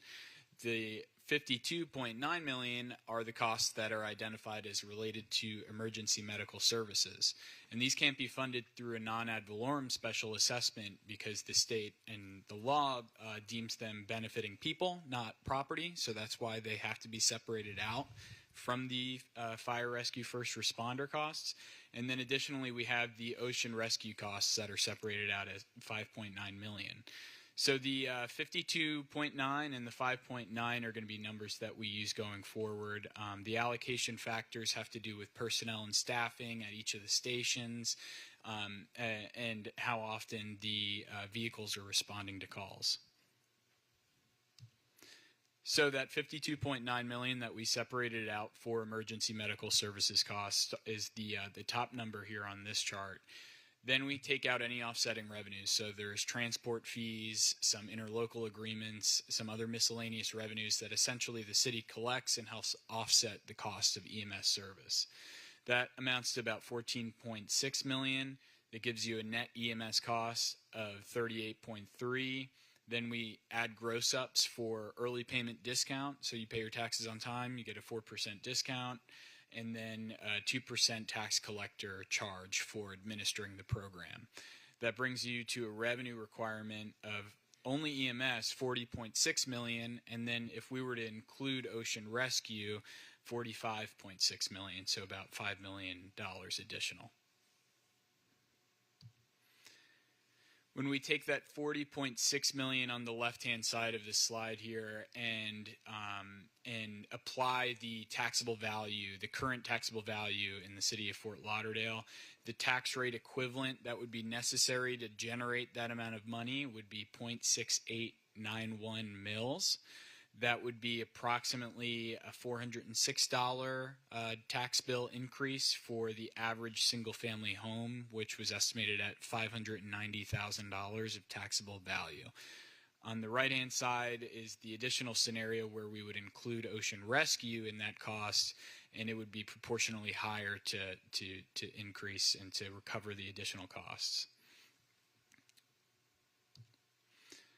This chart here gives you an idea of how over time the EMS costs are growing and compared to over time the increase in revenue just from the original millage rate. So say the city were to adopt the 0.6891 in the first year and never change that millage rate over a 10-year period, the green line shows the amount of money that the special district would collect over the 10-year forecasting period. The red line shows the projected increase in EMS costs from the first year to the 10th year. This includes some important assumptions that Laura alluded to with the SAFER grant expiration. So the costs increase significantly from the expiration of that grant. And then the Heron Garage is included in fiscal year 27, so that's additional operating costs for the fire department. So overall, you can see that the costs escalate faster than just the average taxable value increase would be to the revenue source. The ability to true up is available to the city, which essentially means adjust that millage rate every 3 years or so, and we have the sample of what that millage rate might be if you adjusted every 3 years or so and looked at the cost of EMS service to ensure that you're fully funding the programs. So that leads us into millage rate caps. So when you're considering the adoption of this special district, you can consider the adoption of a cap, and you can move up to that number much easier. For example, the Sunrise Key millage rate cap is at 2.0, and they currently only charge a 1.0 millage rate in the city. In addition to your city operating mills, that puts you at 6.1193. The statutory cap is at 10 mills, so you can't exceed that. So if you were to assume or consider a 1.0 millage rate cap, which would, based on our projection here, at least give you room for the next 10 years to true up to the EMS costs, it would put you at a total millage of 7.1193, so still well below that 10 mil cap. So this kind of brings us back to that very first slide, and this is we took the general fund forecast, and the only real difference here is that we insert that new revenue source, the dedicated funding source for EMS services, throughout the 10-year period, and you can see the result on the projected fund balance and the city's capacity to fund its capital program. So you can see it's structurally balanced here, and it provides for the debt funding for City Hall, some major infrastructure projects in that CIP, including seawalls, roadway resurfacing, and sidewalks. And this assumes the earliest you could consider adoption of this program would be in 2026. So that's when the revenue is entered into the forecast. So some implementation options for the Commission to consider. You can adopt the EMS tax rate at full cost recovery in the first year, or you could phase it in or ramp it up over a 4-year period, 5-year period. It's really up to your discretion. You just can't exceed that 100% cost recovery number. You can't ask for more than what is needed for the funding of EMS services. So that first table there shows what you've already seen, what the average tax bill would be under 100% adoption of the tax rate. Then the phased-in implementation just gives you an idea if you did a quarter of the way to full cost recovery each year over a 4-year period. So it would start out with a tax rate of about 0.17, generate $10 million, and it would have an average single-family tax bill impact of about $100. That would move to about $200, year 3, $322, and then year 4, $450. Yeah, and I just wanted to add, because I think there was some comment that this would only apply to single-family homes. It applies to all properties. However, we just always show the example of what the impact is on a single-family home. Correct, yeah. It would apply to all the properties in the city of Fort Lauderdale that are currently paying property taxes and not exempt. And yeah, the single-family home is usually the best example to use for property impacts. So the timeline to consider if the Commission wanted to move forward, you'd have to have 2 ordinance readings for the creation of the EMS district. You'd have to notify and document with a special district accountability program. The deadline to submit the ordinance to Broward County is March 1st, 2025. Then March through May, you would target public outreach and education to help convey the message of why it's necessary, what it might look like for taxpayers. In June, the county would give you the initial estimates of property values in the city, and then you can generate more final numbers in July once you get those final values. And then in September, you'd have 2 public budget hearings for the adoption of the final rate. That would be for the 2026 fiscal year, correct? Correct. According to your chart, this thing is not going to creep up on us really until 2027. We don't really have to do anything now. I see a projected deficit only 4.7 million in 2026. So it's really nothing. You're just giving us a heads up. Exactly. Right. You don't have to do anything now. It's just for your consideration. Right. Of course, with the time value of money, the earlier you do things, the better, and the cumulative effect of collecting those revenues will help. But that's why we included in that gradual implementation slide showing what it would look like if you decided to at least implement some level of the revenues for the EMS district, and then over time target a higher full cost recovery amount. And Mayor, may I add that we could put the structure in place, go through that for this year, but that wouldn't require us to levy any tax associated with it. So that way we would be prepared based on what budget numbers look like, et cetera.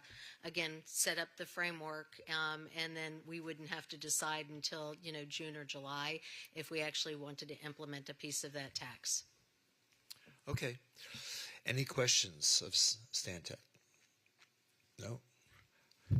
By the way, the reason why you're new here is because the other people who came here also gave us dire warnings, and they're no longer available. And I don't know where they are, but so it was nice meeting you. Nice meeting you. Yes. Thank you very much.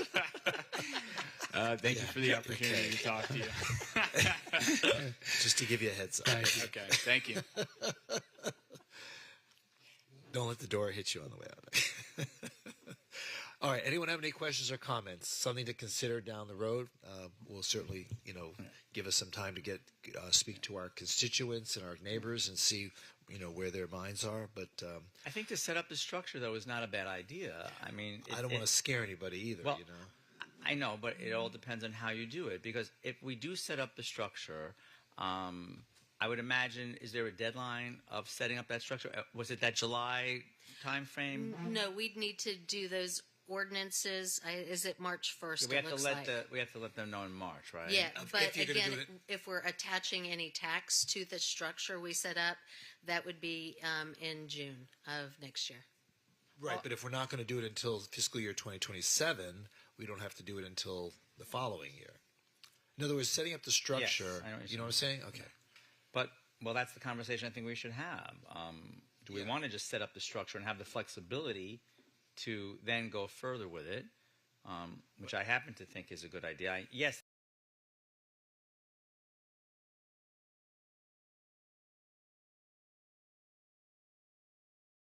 That we're necessarily ready to implement for fiscal year 2026. But again, I don't see any problem in just setting up the structure. That's just my own. All right. opinion. Anyone else have any thoughts? All right. Yeah. Go ahead, John. Go ahead. Go ahead. No, I was going to say I concur that establishing a structure right now doesn't necessarily obligate us to fund anything, and it certainly puts the infrastructure in place. So if we do decide we want to move forward, we're not hamstrung by timing considerations. Okay. And just Yes, again, Ben. just talking kind of broad picture here. So, a couple different ways to raise revenue. EMS taxing district is one of them, right? Right. A ad valorem increase is another of them. So, Susan, talked us through pros, cons. Why are we hearing this presentation, which is great, versus just an ad valorem increase? What's your kind of feedback? So the ad valorem, again, it's 6 of one, half dozen of the other. Yes, you can achieve the same result with an increase in the regular operating ad valorem rate. This would provide a dedicated funding source that you could tie directly to EMS services, number one. On the con side, we'd have a little bit of an extra, I think we talked about it last time, administrative structure, right? So we'd have to have separate board meetings for the EMS assessment board, et cetera. But just a little bit more of administration. But it does free up money in the general fund budget for important things like the capital that we've been talking about. So if we want to issue some bonds for sidewalks and roadway resurfacing and seawalls, this could help offset the debt service for that. So it does, like I said, the main focus from us is freeing up money for infrastructure. Susan, can you speak to one thing? Who pays this? So, for example, ad valorem is not paid by other governmental entities, school board, county, not paid by not-for-profits. Who pays for the taxing district, the EMS taxing district, as opposed to who pays for special assessments? Got it. So, for instance, the fire fee is paid by nonprofits and not churches. I think churches are exempt from the fire fee.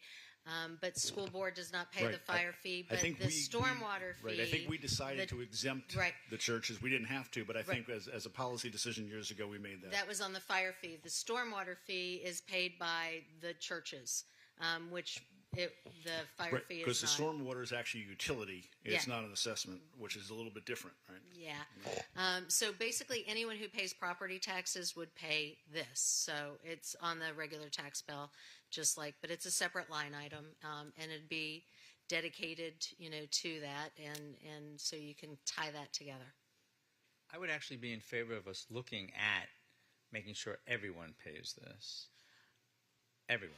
Well, we have to set it up as an ad valorem. We can't set this up as one of those fees where we have, so everyone who pays property taxes. So if you have an exemption for... No, that I understand, but is there a way to also add to that in terms of, yes, I understand how we have to set this up as an ad valorem, but are we able to do something in conjunction with this that would also address other institutions, other organizations, other property owners that maybe don't pay taxes?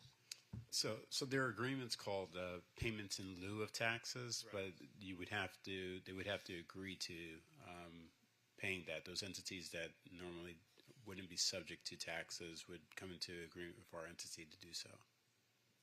Because you're saying that we do have certain organizations, owners pay, like you just said, stormwater, but not necessarily pay Property taxes. property. Right.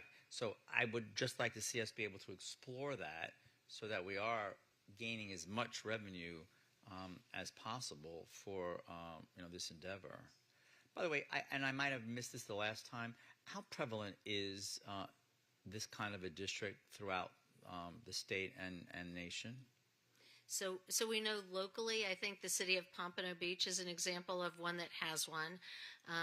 Laura, did we have any others when we did that initial presentation? I'm trying to remember. Good afternoon. There aren't many of these districts because they were created at the time where EMS or ambulance services were run separately from cities and they served multiple jurisdictions. So they're still available to the city to use, but they're not as popular with municipalities. Okay, thank you. Do we have any idea if this is something that is catching on, though?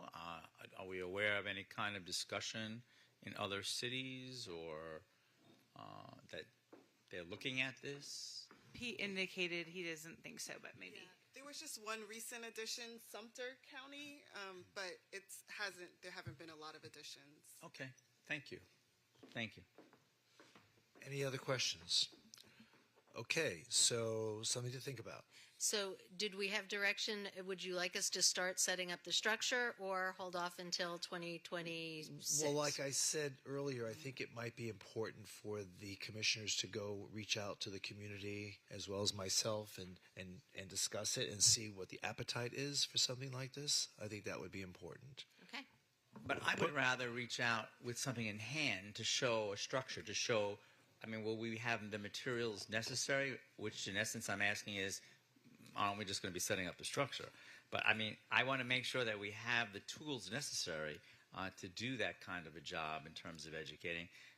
Again, I just don't see what the issue is with just setting up the structure, but that's just all me. right. Well, there's time involved, but John? I was going to say, I think we could also talk about this more during our goal setting session. I think that we still have sufficient time to do whatever we need to do by March. So I don't think we need to resolve this today, but to the Vice Mayor's point, I do think we should come to some consensus, in January as to how we want to move forward with this before you start, getting too far down the road. And we can just do some preliminary work. Certainly we could put together a one-pager for all of you so you have something when you're going out to the community. And we'll start maybe just rough drafting of ordinances. That way, if we do get that direction in January, that we'd be poised to get those first and second readings on in a timely manner. Okay. All right, very Sounds good. Thank you. Okay. My computer shut off. Okay, moving on to business 3, City Homeless Initiatives Update. Chris, there you go. Good afternoon again, Mayor, Commissioners. Chris Cooper, Acting Assistant City Manager, and I am here with your monthly installment of where we are with our compliance with House Bill 1365, as well as other goings-on in the homeless initiatives of the city.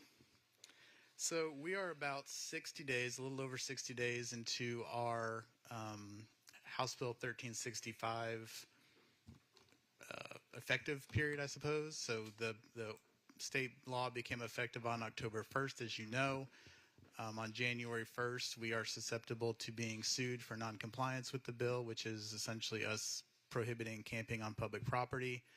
And so up to this point, what we have done as a city is we've adopted our ordinance and we've continued to address those requests that come in under our ordinance.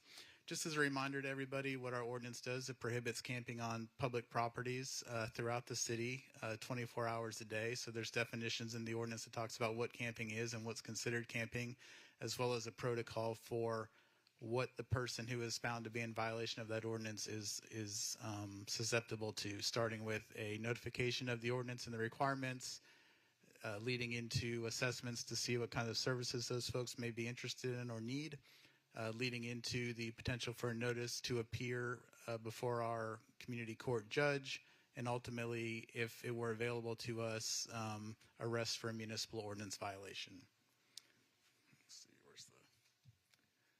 All right, so again, we're about 60 days in, so we have some data on our activities related to our ordinance in House Bill 1365. This first graph shows service requests that we received through Fix-It FTL, which is our service request platform for both potential violations of our camping ordinance, which are the orange line, as well as requests under our homeless concern service requests, which is the blue line. The main difference between the two are the ones under House Bill 1365 are specific to potential violations of our camping ordinance. The blue line is any other homeless concern. It could be somebody that is seen panhandling at an intersection. It could be somebody that's been, somebody thinks is loitering. It could be a number of issues related to homelessness. If you look at our trends over the first 2 months, we've seen a downward trend. I think we expected a spike come October 1 of folks submitting service requests, and we certainly saw that spike. As we've seen subsequently, week to week, even since the first couple weeks of October, we've seen a downward trend in the number of reports that we've been receiving. To show you a little bit about what those requests are coming in like per district, districts 2 and 4 have seen the most service requests come in for potential violations of our camping ordinance. Districts 1 and 3 have seen the fewest. There could be a number of reasons for this, and as we look into the data further as we go on, we may find that there's lack of information about the service request in general, lack of information about the ability to submit anything to the city through Fix-It. There may be less homelessness issues and camping issues in some of these areas and some of these districts than others. We do know that there are some hot spots that we have identified in districts 2 and 4. Esplanade Park, Riverwalk, Las Olas, the beach, these have been persistent request areas, whereas in some of the other areas of the city, we haven't seen as many requests. So again, this is just to kind of show you what's going on in your districts. It may not mean as much when we look at it collectively, but we wanted to show that, district by district, there's a difference in the number of requests that we've received. So, Chris, that extreme spike for District 2 between November 26th up to, I guess, about, I don't know if that includes December 1 through 9 or just up to December 1. Obviously, that's, Thanksgiving holiday, and is that why you think that happened, because of mostly the beach? Or do we know exactly why we see that big spike in District 2 from November 26th on towards the right side? I'm not sure why. I do know in District 2, primarily they've come in for the beach and also Esplanade Park. Those have been the two areas within District 2 we've seen the most. So it's a 10 request spike from 1 week to the other, but I couldn't tell you what the reasons were behind it. Okay.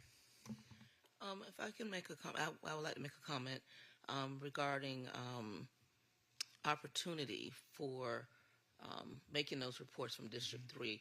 I'm citing again that issue that we have with connectivity, broadband, and it's prohibiting the opportunity for some of those neighbors who want to make the report to get that report to go through. Just for myself, there's been times I'm just getting that constant spin where I can't get the connection. So again, I know that there is some activity that's in place to address that, but this is just another bullet that we can place into that problem and what it is causing within the district. You're right. So these are primarily reported through our... Yeah, there's no volume or something. Am I on? You're on. Okay. These are primarily through smartphones. They're app-based requests, so in areas where there's not as much cellular coverage. No, I don't think so.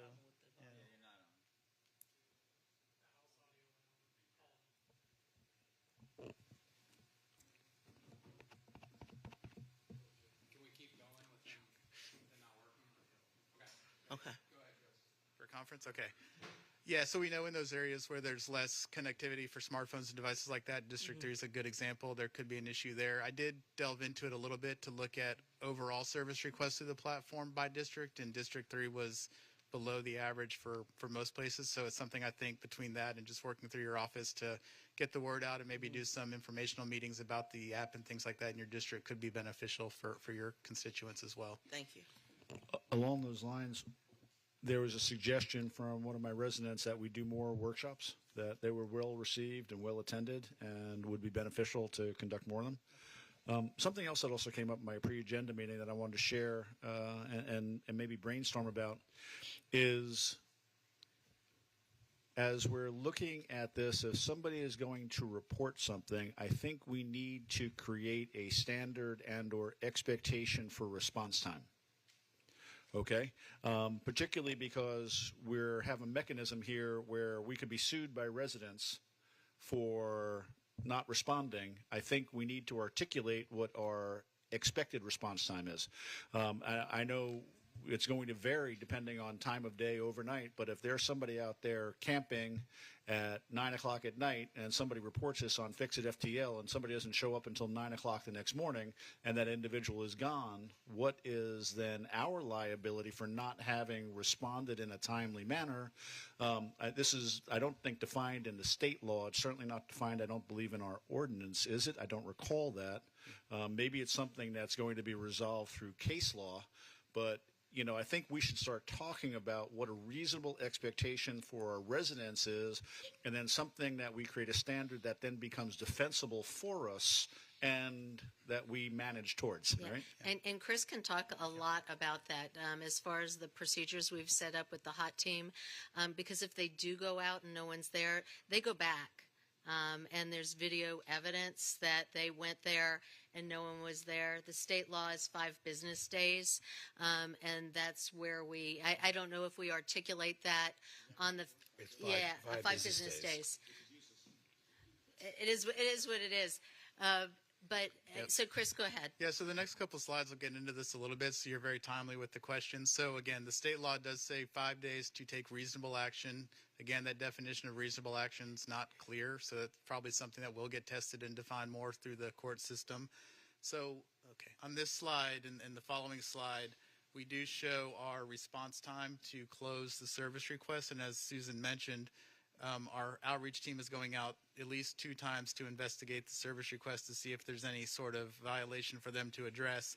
We do have an SLA, a service level assigned in our Fix-It system of 48 hours for those requests. So if it doesn't get addressed within that 48 hours, it escalates to somebody else that can make sure it gets taken care of within that period of time.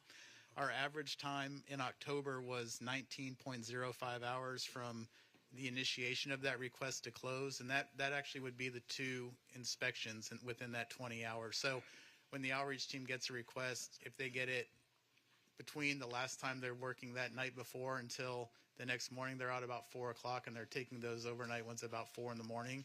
And if they come in later in the day, they're taking them as they get them in. So if they come in while the hot team's on, they're actually going out at that time and checking to see if there's an issue. Again, our ordinance is 24 hours a day. So some of these are overnight. A lot of these, when I go through and look at the individual service requests, these are submitted during the daytime. So there is a lot that, the person may be there, may not be there. They may have stopped for a period of time. So each situation's a bit different, but I think as we go and why we're looking at this data is to understand more of what these expectations are from the community and also how to address them in a way that meets their expectations, meets the letter of the law, and is working. So I guess as a hypothetical, could have a homeless individual who is camped out overnight, picks up and moves in the morning, takes their shopping cart and goes off and is now out panhandling on one of my corners, and then comes back that night, reestablishes their camping location. Yeah. We could do this night after night after night after night,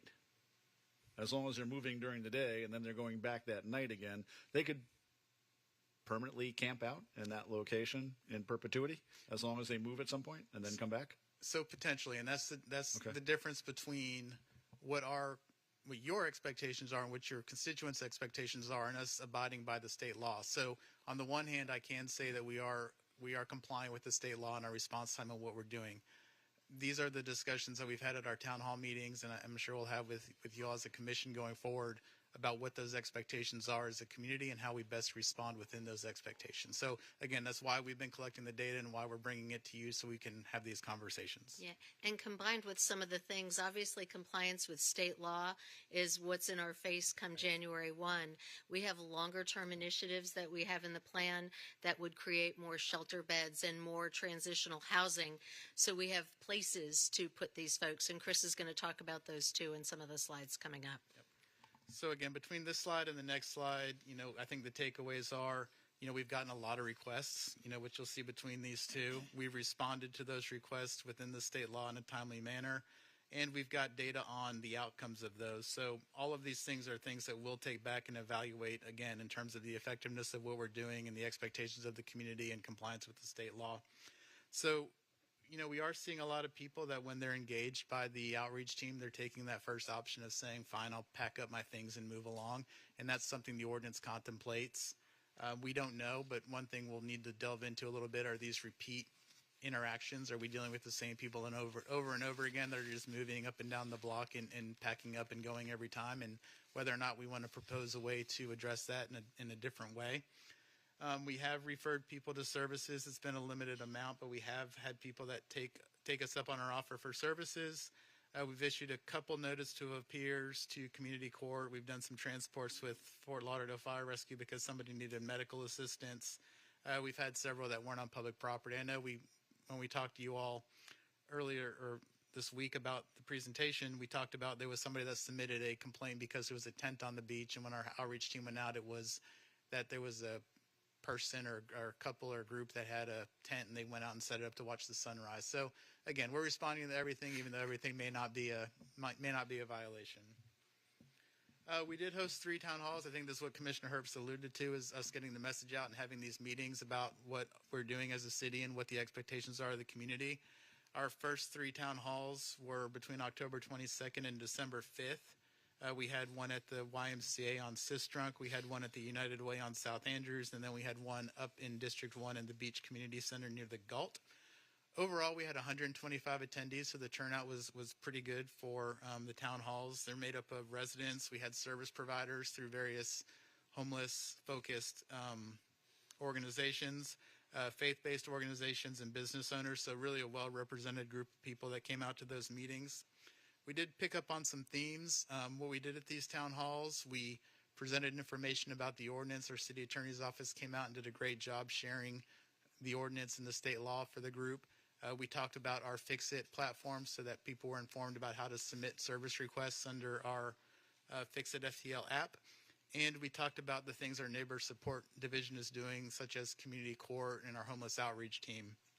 What was really great about these town halls was not only being able to share that information to those that attended, but we had a question and answer period that lasted an hour or so towards the end, and we got a lot of great feedback and information from those there about what their expectations were and what their thoughts are on the issues. We did hear some themes over the 3. We heard things like measure outcomes of referrals to service. I know that's something we've talked about here with you. There was an interest in engaging the faith-based community in this solution, increase shelter capacity, continue to inform the unsheltered population about the House bill and our camping ordinance, hold repeat offenders of House Bill 1365 accountable, what I just mentioned in terms of if we're engaging with the same individual over and over and over again, is there a point where just moving on isn't good enough? Explore shelter opportunities like hotels, pallet shelters, shipping container conversions, looking at accessory dwelling units for some type of shelter affordable housing opportunity. There was groups that were proponents for allowing food distribution and having opportunities for that as long as it's well managed and controlled. Generally to create more affordable housing and lastly, address hotspots. So, areas like the beach, Riverwalk, the parks, things of that nature. Last month, your Affordable Housing Advisory Committee and your Homeless Advisory Committee held a joint meeting. The topics of that meeting included House Bill 1365 and our public camping ordinance, the use of federal entitlement grants and state SHIP funds for homeless housing initiatives. So those are our SHIP funds, CDBG, home, and HOPWA type programs. They talked about the city's Affordable Housing Incentive Report, which you approved a month or so ago, providing more funding for affordable housing and just general thoughts about zoning limitations that limit the ability to produce a lot of affordable housing. They didn't take a motion. They didn't make a motion or a communication from that meeting, but I did want to share the topics that they talked about as a group. They did ask that when we share our more in-depth conversation about our housing incentive report with you as a commission, which we intend to do in January or February, depending how the timing works out, that both of those committees be included in that conversation. So one thing that we're doing to really make it an all-hands effort here with the city, especially within our organization, is we have developed and created a subject matter expert team of internal stakeholders from multiple city departments. The intent of this is to coordinate efforts because we know addressing this issue takes more than neighbor support of the city manager's office. There's other departments that need to be involved and have opportunities to help with this issue.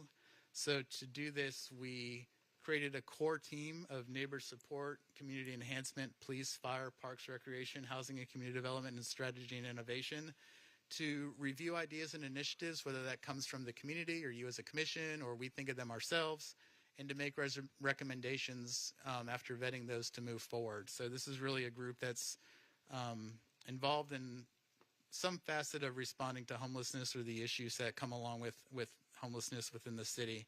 So some of the initiatives that they've already started looking at, we've talked about this already, effectiveness of House Bill 1365 ordinance, our hotspot strategy, getting ready for our point in time counts both in January and the one that the city plans on doing in June. They've talked about a signage program focused on panhandling and our camping ordinance as an informational type campaign, medical respite, our community court location and utilization, which we've talked about a lot here, shelter options, safe parking, and how vacant city lots need to be maintained and not become overwhelmed with homeless individuals and camping and that sort of thing.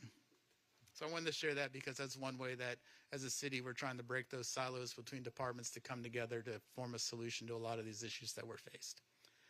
Some things that we're working on. Tonight we'll have our ordinance to codify the House Bill 1365 reporting requirement. That's something that was suggested to us by the Florida League of Cities and some of our neighboring jurisdictions have done and we think is a good idea to do. So that'll be up on first reading tonight. One thing that we heard from our joint meeting was to make some housing program funds available for rapid rehousing and helping those that come to community court that are able and need assistance just getting back into a housing situation. So one way we can do that is through SHIP program income. This is the money that comes back into the SHIP program from folks paying off their liens when they get a housing rehabilitation or utilize one of our SHIP housing programs.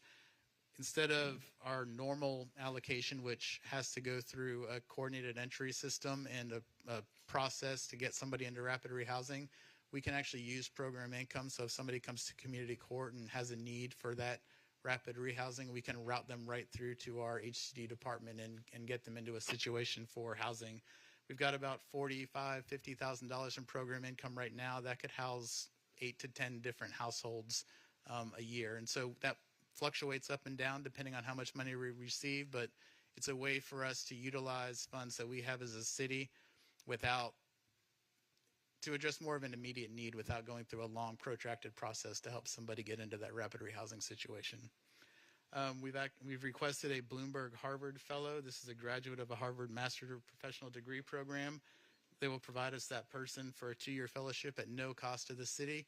We applied for that a couple weeks ago. I actually just got an email during the last presentation that said we are entered into the next step, which is a more robust discussion on what the actual scope of what we want that person for to help us with the city. So that's good news that we've made it to that next step. So things are looking good for that. Again, we talked earlier about our joint state funding request with the United Way for transitional shelter and housing. And lastly, we're working on community court, the location and utilization. We understand that purchasing of that building is not something we're going to move forward with. So in the interim, we continue to lease it, but we're going to work on Plan B so that if something does occur where that facility use agreement is not available to us or we need to make a change, that we'll have something teed up and prepared to make sure that we don't have a lapse in that program. That's it. Okay. Anyone have any questions of Chris? Yeah, I do, Mayor. Yes. Thanks, Chris. Can you go back to that last slide, please? In addition to SHIP program income for rapid rehousing, what other bucket are we drawing from for rapid rehousing? So the rapid rehousing programs are funded through, we fund other agencies that provide rapid rehousing. Yep. So typically when somebody goes into rapid rehousing, they go through the coordinated entry program. Yep. And then they engage with an organization like Broward House to find rapid rehousing. So we have that. Great. So this is an alternative to that where SHIP allows us to use that program income to not go through that process where we can take somebody if they come to community court on a Wednesday or come to us in another fashion and they're eligible and ready, we can help them get into that program a lot faster and into rapid rehousing a lot quicker. Great. Do you know the dollar amount, maybe Susan does, of the total dollar amount? I heard you on the SHIP dollar amount, but the other rehousing allocation and partnering with others, what that is right now, like how much we're spending? I don't, but I can get that information for you. Yeah, that'd be helpful if you could. Then, in addition, Chris, if you could, and I'm happy to, but if you could just give a quick update on the conversations we've been having with Hope South Florida and LifeNet for Families.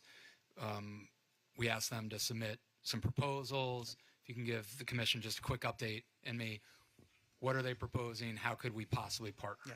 Thanks. So two organizations, Hope South Florida and LifeNet for Families, approached us with a proposal to do a safe parking program, somewhat of a pilot proof of concept type program where they could serve 20 to 40 vehicles, households, however you want to phrase that, at a location that they have not given us the location exactly, but they have given us a budget on what they think that would be. So we've asked them to come up with what their request is that we would evaluate, see if it's reasonable, and if we can come to some sort of terms that we could bring back to you as a commission to consider, we'll bring that back to you for consideration.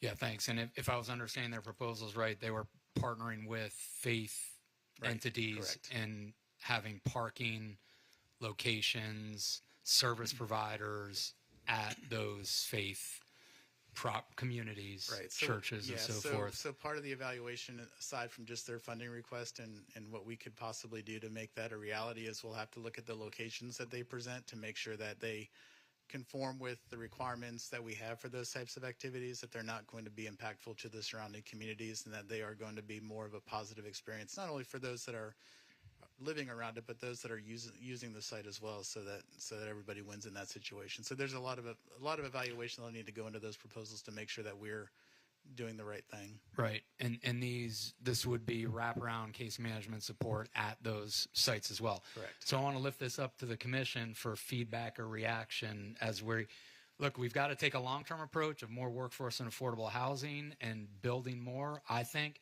And we've also got to take the short term of rapid rehousing, wraparound case management support, landlord referrals. So just want to get feedback there as we're all out there working on this. I think we've been on that track already.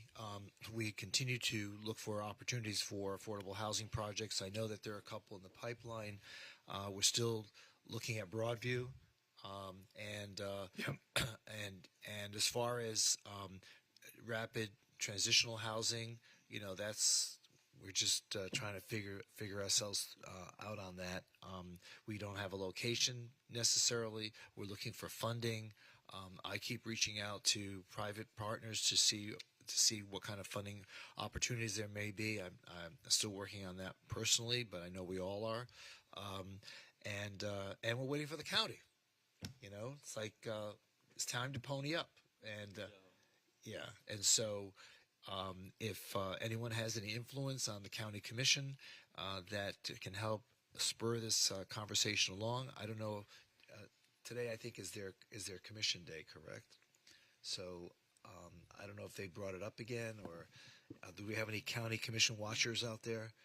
Charlie, you should be over there watching them, not us. Yes, we do. And I have a follow-up with the county administrator next week, so that'll be one of the subjects on our agenda to talk about. Okay. And just specifics on that, what are we waiting for them to do? Number one, we're waiting for them to help purchase some of these portable homes, these pallet homes and so forth, to provide some of the funding for that, number one. And number two, helping us with a location as to where we can locate them. You know, we've come up with some options for them, and they keep rejecting all of them. So, so that's a big challenge. That's why, the only option that we have talked about, we did talk about one with United Way, correct? Yeah, and that's still being pursued. It is. And one of the things we're looking to them, because obviously it's not just a Fort Lauderdale problem, it is a county problem, and to help take the lead for all the cities to participate is one of the things we've been looking for the county to do. Stuck. Well, here's my suggestion. Tell us. Yeah, just my suggestion. Yeah. Look, county's a very important partner, and I great, and we want to partner with them. And I think we've got to drive as a city forward in solutioning towards this and together. So I'd like to do both if we can. Partnering, great what you're doing, Susan, about engaging and so forth, and then us continuing. And I know you all have been doing this for the last couple of years, but continuing to find solutions and really start pushing this forward. So the next question is, do we want to spend the money to go and purchase these transitional homes? And then if we make that decision, which I'm all in favor of doing, and I think they're, $40,000 each or something like that? It would depend on the plumbing, but The plumbing and utilities within a unit is about $40,000. If you buy 40 of them, that's $1.6 million. But the real issue right now isn't so much the purchase; it's the location, right? And the cost of installing them and creating the infrastructure. We reached out multiple times with the county asking us to use their the stockade site, which is sitting there doing nothing. And they refused to accept that. We also found a location within the port, and have not heard back from them on that either. We've talked about Broadview, where there's a possibility of doing affordable housing project there, but there's also an opportunity to put these pallet homes there. It's not within the city, but we do own the property, and so we need to. I agree with the commissioner. We need to just move forward and let the county be there to participate with us, but we can't just wait for them. And I think the one partnership opportunity with United Way has the most promise at this point, and that's the one we're really working aggressively with. So when will we get to some point where we can, we know we have something going with them? Right now we're just talking. When is that talking going to come to an end? So my conversations with them has been, now that we've both submitted or are in the process of submitting our individual funding requests to the state, is that we need to work together to bring back to our governing bodies some sort of agreement that there is this partnership in place and what that partnership means and what we'll do to identify and establish one of these locations. So I would suspect the next thing to do would be to bring back some sort of agreement to formalize that relationship. That's with United Way. Right. Yes. Yeah. So maybe at the next meeting, you could. I'll do my best. Yeah. What else are you doing? What else are you doing? It's just agree- Christmas and right. New Year's. What else are you doing? Yeah. Right. Well, sometimes those agreements can take some time to draft, but maybe we could bring back the concept and bring back the higher points to at least bring the back next the meeting. concept. Yeah. Right. Yeah. For a timeline conversation, we come in agreement and we have a partnership with United Way. From there, what type of timeline are we talking about? Shovel in the ground to execution, individuals moving in. Yeah, What does that look So like? the pallet shelters are faster, especially if you are looking at a piece of property that doesn't need a lot of improvement. So the county was looking at a site, the Shaw Sites, which is south of the International Airport. That's a vacant site. It was a tree farm. Their estimates showed a lot of remediation and site work that needed to be done before they could even bring something out. There are sites that United Way proposed that are more developed, paved, things like that, where that's a much quicker turnaround. So really the lead time on those is the ordering and acquisition of the pallet shelters themselves. There's some connection work and installation work that is done with that, but it's not like a raw site where you have to go through a lot of site work to even make it ready to receive those units. Okay. The reason I'm asking the question, I'm trying to get some type of framework on a timeline, because also while we're looking at that, the conversation about the opportunity with the faith-based organizations, with the parking, working. That's 30 days. That's 30 days, right? Yeah. And we're talking about getting individuals in a safe place where they're able to receive resources. So how are we moving with that? What does that look like across the city? So the two organizations that I met with, they one submitted a potential location and a budget. I just got a budget from the other one yesterday, and I'm meeting with them tomorrow to discuss that budget and their plans. And I'm hoping they share with me some sites that they've either secured or intend to secure for that effort. They're all going to be houses of worship. So, that's the type of site that they're looking at. And then we'd have to decide if we have, what funding we have available, what that relationship looks like, what we can bring back to you to say this is what they want to do, where they want to do it, how much they need, are we okay with it? But the setup with that is primarily staffing, security, things of that nature. So it's not a long lead time to set something like that up. So this is a parking lot to let people live in their cars? Well, this is with this conversation, I hear you breathing, Mayor, but this is happening all over the city. It's not something that is not occurring. I know. But being able to also offer a safe opportunity, this is not a fix-it-all, but it is a beginning to address the situation. So if you're talking about 30 days compared to an unknown number, and typically, it's an opportunity. Yeah, and typically that situation, from what these providers tell me, these are folks that are very temporarily homeless. They live in their car. They probably go to work or school or whatever during the day.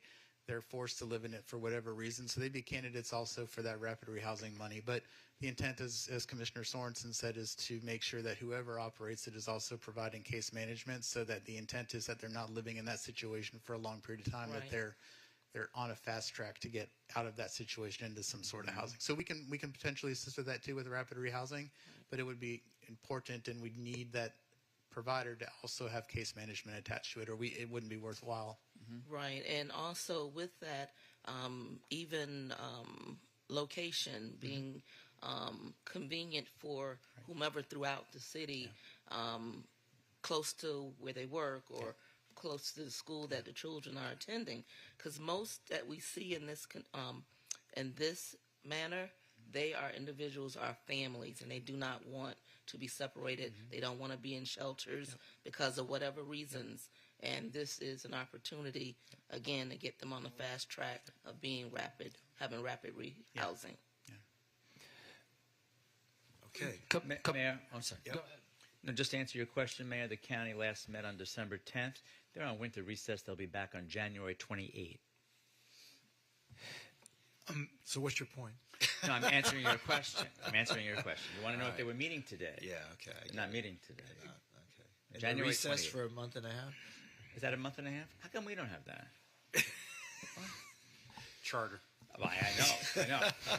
Just change that. Thank you. Just checking. Couple other thoughts.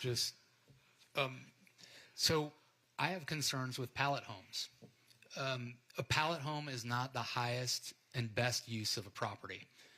Yes, I get that it's a short term, but it presents some significant challenges. So as we think about land, which is at a premium, I think we really need to think about partnering with affordable workforce housing developers to think at scale on land when we're thinking about acquiring and engaging.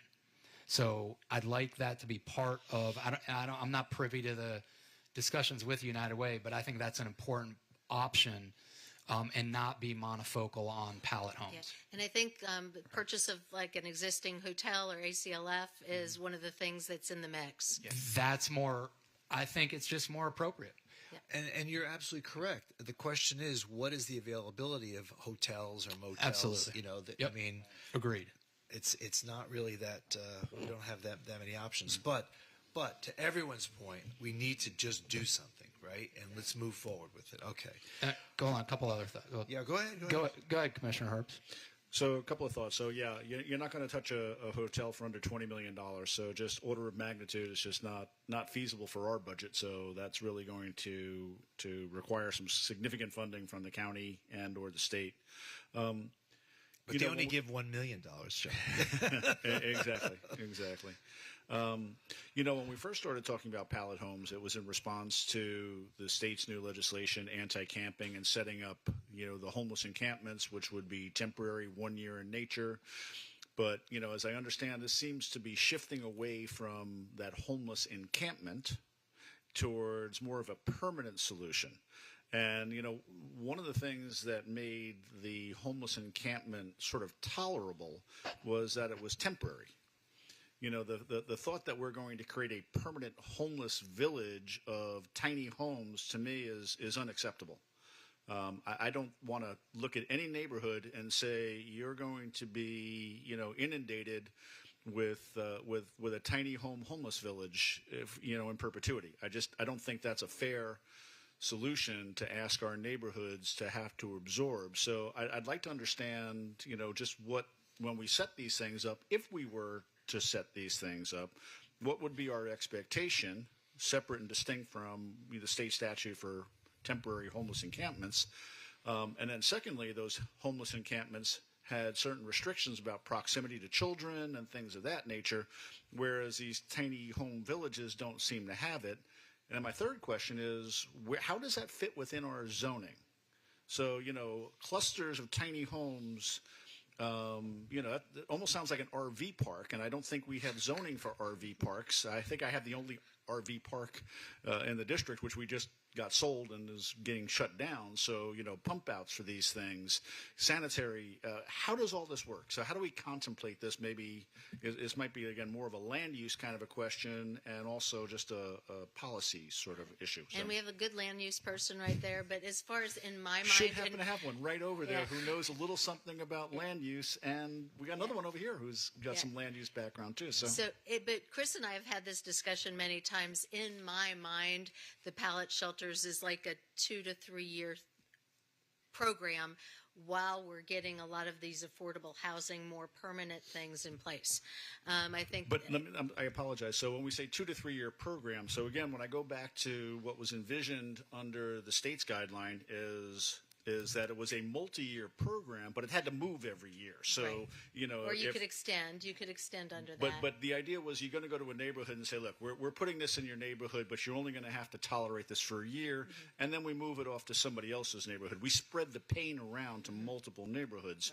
Right. When we say, a 3 to 4 year program, I'm assuming we're not investing $40,000 in a pallet home and then throwing it away in 3 years. We're going to relocate it somewhere else. Yeah. Or sell it to someone else or whatever. But well, I mean, but Susan, the problem with moving it around, this isn't a nomadic kind of thing because you're building it. Excuse me, you're building infrastructure. Excuse me, you're building infrastructure to accommodate these homes. So to the commissioner's point, obviously nobody wants this in their backyard, right? So the idea is if we do have a location, it would not be where there are schools or other neighbors that would feel threatened or intimidated by the location. So that's why we really need to make some sort of decision here. Well, and Mayor, I bring that up because you'll remember when we tried to create a feeding program several years back when we were initially trying to move out the feeding program next to Stranahan Park, and we said, okay, great, if we could establish a location, then we would legally be able to shut down the feeding in front of the park, and we set up a committee, and they scoured the city for a location that was not adjacent to a daycare center, a school, or any of these other, sort of prohibited areas, and they weren't able to come up with anything after, I think, 18 months of searching, and so, that sort of fizzled out. So, I think it's going to be very problematic trying to find an area where we could do this, where we're not going to run into it. It's almost the same problem, Mayor, that we have with the sexual offenders. When you're saying that we can't put them next to children, we can't put them next to places where children congregate, and then you're really left with virtually nowhere in the city that's accessible and is going to have the sufficient land to actually accommodate more than a couple of these things. So I see this as being very problematic for us. So let's dial back here a little bit. Yes, you are correct. And actually, during that time that you speak of, the attempt was to try to find feeding programs within where churches would be able to accommodate these homeless feeding programs, and we set up a whole scenario, a structure of justifying that as well as accommodating that, and we had very little response from the faith community. We had a couple of places, but most of them were not interested. But anyway, the thing is that there have been developers who have spoken to me who have said, hey, if you can guarantee that you will pay the rent for, that you will guarantee that the rent is going to be paid for homeless people, I will build something, okay? Not through tax incentives, just market rate. Just pay me the market rate. Then they said that they will be happy to build something and accommodate our city to be able to house people in a transitional fashion. This would not be permanent housing. Right. So, but unfortunately, market rate now has gone up so much. Sure. But we do own. But one of the reasons why the cost of housing has gone up so much is because of the real estate costs. The city doesn't really own a whole lot of real estate anymore. Not anymore. We've disposed of the majority. And a lot of it was infill housing lots and so forth. We've repurposed it. Yeah. And so, the places that we have are not in appropriate places. We did, there has been some talk about repurposing the police station site. And once we build the police station, to clear part of that site and to build a affordable housing project there. And if we partnered with a private investor, if we could guarantee, that we're going to pay the rent for these homeless people, is that cheaper than buying pallet homes and servicing them and managing them? I don't know the numbers, but at some point that's an opportunity for us too. And I know the folks behind that area might have a concern, but all I can say is that these are the only options we have, because we don't have a whole lot of open space that the city owns other than Broadview. When I talk to developers, we're looking at $500,000 a door. Right. For new construction right now. So what you're talking about is almost like a project-based Section 8 voucher that the city would then be providing. Well, that's kind of what it would turn out to be. Right, yeah. right. Which is really the mission of the Housing Authority. Right. And so, but the Housing Authority is based on certain tax incentives, is it not? And certain programs that it can tap into. I'm sure the Housing Authority would love our police station site, because they're always looking for new opportunities to build affordable housing. But again, the kind of affordable housing we're looking at, is subsidized housing completely. And I don't know. I don't know the cost of that. We'd have to. And maybe that's who we really need to be sitting down with as well. In addition to some of these other, not-for-profit providers, we might be needing to bring in the county housing authority and the city housing authority to the table, because to your point, they have. First of all, they've got Section 8 vouchers, although there's a waiting list for those, but they're also doing low-income housing tax credit projects. We did partner up with them. You'll remember when we did the land swap for Brightline, we wound up with what was going to be the maintenance facility for the Wave down on 17th Street. We wound up not using that. We turned it over to the Fort Lauderdale Housing Authority. It's a beautiful project down there now. So we've had some success. We even looked at the Broadview project about turning that over to TAM and using it for affordable housing out there. I know that project kind of stalled. So yeah, I think there's some avenues. I know that project stalled because the county commissioner. I'm aware.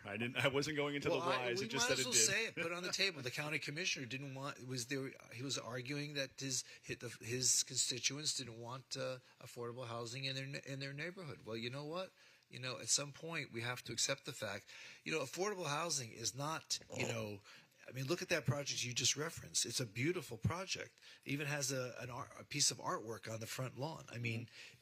It's just a shame that the connotation suggests that it's going to be, a rat hole, when in fact some of these affordable housing projects are attractive and people live there in dignity, and it's a great place for those who can't afford, right? Look at the nice projects in Flagler Village. Multiple projects in Flagler Village. So, but the Progressive Point project. All right, but those are long-term solutions. Those are long-term solutions. We have to get back to what's the short-term solution. We have a January 1st date to consider, and I've spoken multiple times with folks with AIDS Healthcare Foundation who wanted to buy a motel, but they are expensive. I think they did, actually. Didn't they buy two? They bought one on State Road 84, and I believe they've also just acquired another one on Broward, west of 95. So I think they bought two that they're repurposing for that. I don't know that. We can follow up. But is that for homeless people? Is that their healthy housing option? I think their basic mission is affordable housing in general. I don't know that it's necessarily for homeless or low income, but is that their healthy housing project? I don't know the specifics. I know I had talked to Sister Robin was involved with the one down on State Road 84. It's across from the Pinnacle project down there, but I haven't looked into it in a while. But I do know, like I said, I'd heard recently that they had acquired one. I forget whether it's a Days Inn or what have you on West Broward. So I know they're actively working in that. All right, I'll follow. You know what? Because you've said that, I'm going to call them and I'll find out what they actually have bought. All right. I have a couple of people sign up to speak. Mayor, just a couple more go thoughts. Ahead, Chris, go ahead. Did you something else to say? Sure. No, I mean, Okay. I can talk about land use if you like, but if you want to save that for later, Or- I can. We're good. You can save that nugget for January. for January. So Broadview is moving forward, just so everyone's tracking. So the original proposal with Broadview was 580 multifamily residential units, and they've been working with the homeowners surrounding residents. And so the new adjusted plan with our housing authority is 515 family units, 34 single family units to act as, kind of surrounding the more intensity buffer. Yep. And so this is great. So Broadview is driving ahead. It's going to be an excellent affordable workforce housing site. So that's great. Again, when you see AHF or whatever nonprofit, the ability to buy property is there, and the ability to turn existing properties into affordable workforce housing is there. So we, as a city, we don't have to fund it solely, but we can really have some of these great partnerships. So I think that's one of the opportunities with United Way. Another that a lot of nonprofits are sharing, and Chris, I think you were on the call when we talked about this, is some of the nonprofits having what I think is the most effective way to immediately place people into homes is through a landlord referral program. And so that's existing units partnering with a landlord to pay mayors, as you termed it, market rate rent. So, Chris, correct me if I'm wrong, but what I heard from some of the nonprofits was that we have landlords that are willing to house individuals. We just need the funding to pay rent for these individuals. Did you hear that from them? I did. So Yeah. part of that's you asked about rapid rehousing, how much we have set aside for that aside Right. from the program income. So that's part of that, as well as the tenant-based rental assistance programs as well. It's getting folks the initial payments and rents that they need to actually, secure that lease. Yeah. I thought that there weren't enough housing units available. We've got them available. They're landlords ready to rent. Okay, because every time I've asked about that at the county and also here, that there aren't enough units available. They're all rented out. Yeah. So if you know something, that's good Yeah. news to hear. Okay. So, and that's where I'd say, Mayor, as we kind of think about our strategy here, is the dollar investment in a pallet home, just as an example, a better or worse use of our resources to an existing landlord that we've got to provide rent? So we don't have to figure that out right now, but I'd like to kind of continue to dig into this and to find the availability of existing units where we can provide not only support to the landlord, but then also obviously the wraparound case management support to ensure folks are successful. Do we know what kind of rents we're talking about here? I didn't get into rents because I wanted to just kind of get feedback first, but I'll get that for you and bring it back for feedback and guidance from you all. Absolutely. And then obviously kind of a theme we've been talking about, Commissioner Biza-Pin brought up as well, is faith leaders. And so I think they can be a real important part of this. So I'd like to continue to kind of try to work with them and see if we can get continued conversations and engagement from them. Great. I think those are only a couple of things I just wanted to add. Thanks. Okay. Thank you, Chris. We have a couple of people who signed up to speak. Paula Yukna with the Homeless Advisory Committee and Charlie King.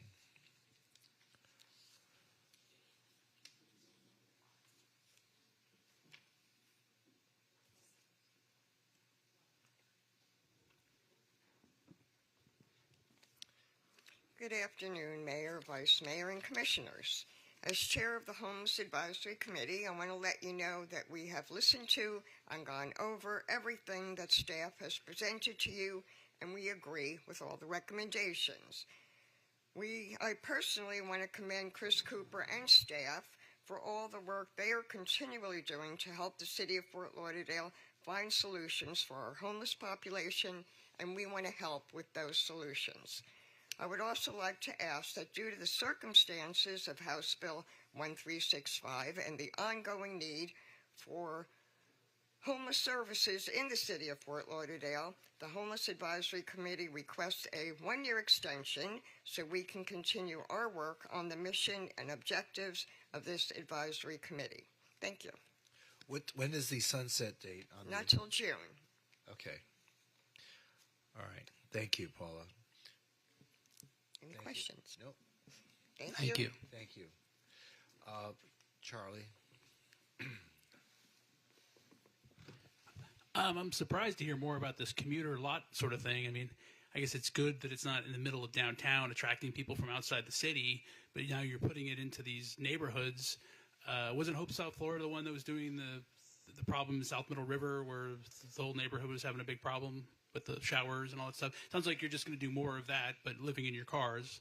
So, I mean, I would wonder how much you want to get involved with encouraging that. And then the other thing is just, aside from this other stuff, you guys have to get to the work of dismantling the homeless infrastructure that has made us the hotspot of entire South Florida for homeless people. I talked to the mayor many times. I brought it up here about the benches up and down Federal Highway. There are benches where there are not bus stops, lots of them. And they're covered in advertising because someone is making money off the advertising. They sort of portray themselves as a nonprofit or a charity in some way, that they give some money to the boys club or something like that. Start taking the buses benches that are not needed, that are just there for advertising. You know, if they were spewing sewage in the road, you'd stop them, right? This is just pollution of our aesthetics, and it's an archipelago for homeless people to like just hang out up and down the street and put their stuff there. It's like, just, I believe the city manager has control of this. I brought this up to the previous city manager and then he disappeared. So, you know, like, I think you could just do this unilaterally. You can just say, we don't need this one, this one, this one. There's probably 100 of them you could remove. So look into that, please. As far as our intersections, this panhandling that goes on, it's insane that goes on. I sent a picture to the mayor. It was the guy in a thong out there in the middle of the intersection. It was a cop talking to him, but I'm sure he wasn't arresting him. But like, if there's a way that we could protect our intersections, you could pass like a traffic safety law that you can't. We have one. We have. Or you could start enforcing it. It's enforcement. It's enforcement. Well, you could get this guy's name. You could say, hey, what's your name? We're no longer going to provide food for you in the city of Fort Lauderdale, and here's a bus ticket. Well, know? it's enforcement. We have the ordinance, and we have the ordinance in place. In the past, they used to give the cops like gift certificates to interact with the homeless. I know that's what they used to do years ago. Really? I did not know that. I think under the Jack Seiler regime, they used to do that back then. So you can look into that. There's ways to motivate people to do their jobs, I guess. Just a lot of things like you just have to. We've been ruled by 9 Democrats over at the county there. They have done this for a long time. It's not an accident we wound up here. We're doing a lot of dumb things. Start charging the nonprofits for their fire suppression and their emergency services. You don't think the ambulances pull up to the United Way or the Salvation Army? It's like, you know, just start making everybody pay their fair share. Start unwinding what we have become here. And this idea you're going to do a count in June? Are you trying to get a low count? It's supposed to be in January, or January. That's when the real one is. And why did the real one stop getting done for 3 years or whatever it's been? 2 years. Oh, and I can add with that, there's an annual count that happens with the county. We're adding our own mid-year count in order to see if some of the things that we're doing are actually having an impact. So rather than waiting a full year to get a count, we're doing a mid-cycle count. Assuming the county's doing their January count. They are. Are they going to do it this Yes, year? there's a big count. Okay, great. But we're adding a mid-cycle count, and we're also going to be asking additional questions as far as where their place of origin was, because I don't think that's something that's captured in the county count either. So what about the bus benches? That's a good point. You know, we don't need all this sign pollution out there. If the benches are just there for advertising and not for bus stops, I don't really see the merit to having bus benches. I made a note, and I'm going to start looking at it. Okay, all right. Thank you. Nothing else, you'll probably get a lunch out with the lobbyist. We'll probably come take you guys out to lunch, explain you why we need it. I pay for my own lunches. Yes. We all do. We all do. Susan. Is there anyone else? There is no such thing as a free lunch. Exactly. Is there anyone else who wishes to speak on this item? Ben, do you want to wrap it up? Yeah, one last question. Susan, and Charlie brings up a good point about the signage. So we used to have, at least in kind of the southern portion of the city, so why do people panhandle at high density intersections, high traffic intersections where it's outlawed currently? My estimation is one of the reasons they panhandle there is because they get things. Right, they get food. I've seen it. I've sat at these intersections, watched it. So there's an incentive to being there. The more helpful approach for folks that are in need of services is to go to a service provider to get the wraparound, great services many of our nonprofits offer. So that's ideally where we want them to get the real help. So how can we address the incentive? So one of the things we did, again, in the southern part of the city, but it's been a while, is we would have signs that indicated basically, please do not give food, so forth. Here's how to best support those in need. Can we look at something like that? Yep. And it looks like Chris is coming up and running. Thanks. So one of the things I showed on our slide about our internal coordination team, Right, one of is the the signage. things we're looking at are signage, and specifically panhandling at intersections is one of those specific sign types that we were looking to see if there was something we could establish to do exactly what you're talking about. Okay. Because we've got to show people how to help. Yeah. These folks have caring hearts, want to help, but it's most helpful if we direct them in the best ways. Right. Okay. So if we evaluate that, we'll bring that back and see if it's something you as a commission thinks is worthwhile for us to do. Yep. We had that up Thanks. there, but I don't think there was a lot of efficacy to that. I don't think it really made it move. It didn't move the needle at all. I mean, we tried that, and it really didn't make much of an impact. I mean, it doesn't hurt to do it again. I mean, certainly it's a low cost, low impact sort of a technique, but it really at the time we did it really didn't seem to make any difference. Where'd you do it? We did it at a bunch of intersections here. We did it. I can't remember all of them, but we put up a number of signs around town, and it really didn't seem. Okay, because in have an District impact. 4 at least it helped a little bit. Mm-hmm. It helped a little bit, but yeah, it's definitely not the panacea. Okay. Dwayne, are we able to actually prohibit giving of items at the intersections from folks to people that are panhandling? So the issue is that we cannot prohibit panhandling, so we've adopted ordinances to address obstruction of the Traffic streets safety and all that. traffic Yeah, safety and so forth. Yes. Well, if you're stopping and you're rolling down your window, we can't make that apply to people that are actually passing through the intersection? I mean, it becomes difficult to determine what obstruction is in that particular case based on how quickly the interchange and exchange is. We already have it in place that people shouldn't even be standing there to begin with, right? Correct. Okay, quote, panhandling, unquote. So why can't we just extend it to not only should anyone be standing there panhandling, but no one should be giving anything? Why isn't that just an extension of what we already have on the books? I mean, I'm just looking at it from another direction, that's all. Because that was the challenge of the conduct of our prior panhandling ordinance was that was First Amendment expression, the giving and receiving.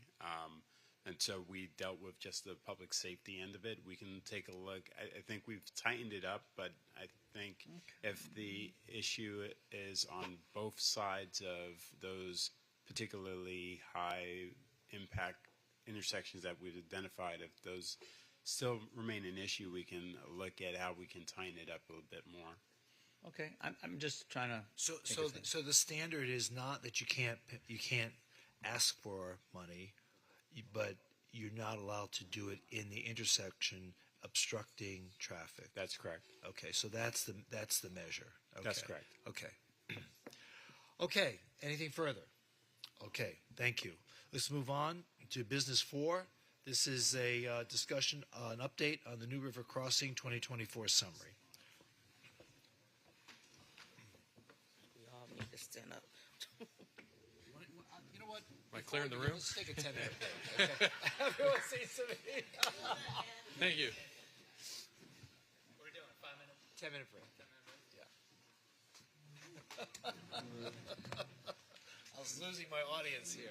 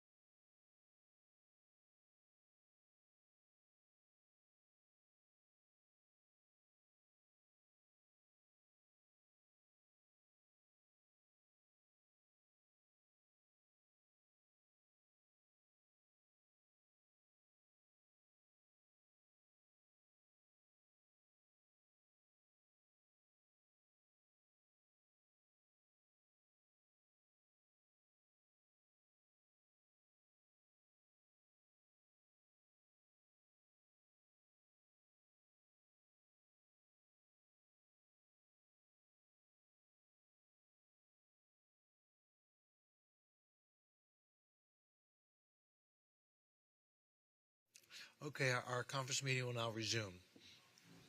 Mr. Rogers. Good afternoon, Mayor Commissioner Ben Rogers, Acting Assistant City Manager. At the December 3rd meeting, Commissioner Sorensen asked for an update on the New River Crossing to kind of bring him up to speed on what we've been doing over the last year. So that presentation is today. There's no new content, no new information, just going over, again, the actions that we've done over the last 12 months. Okay. So this is a general timeline of 2024. On February 6th, we did a conference presentation, and that was BDO presenting on their initial scope of work, some of the public outreach efforts, and working with the other agencies on the potential tunnel alignment. Fast forward a few weeks to February 20th, we came to the commission during the regular meeting and passed a resolution allowing the city to submit an application to the RAISE grant in the amount of $3 million.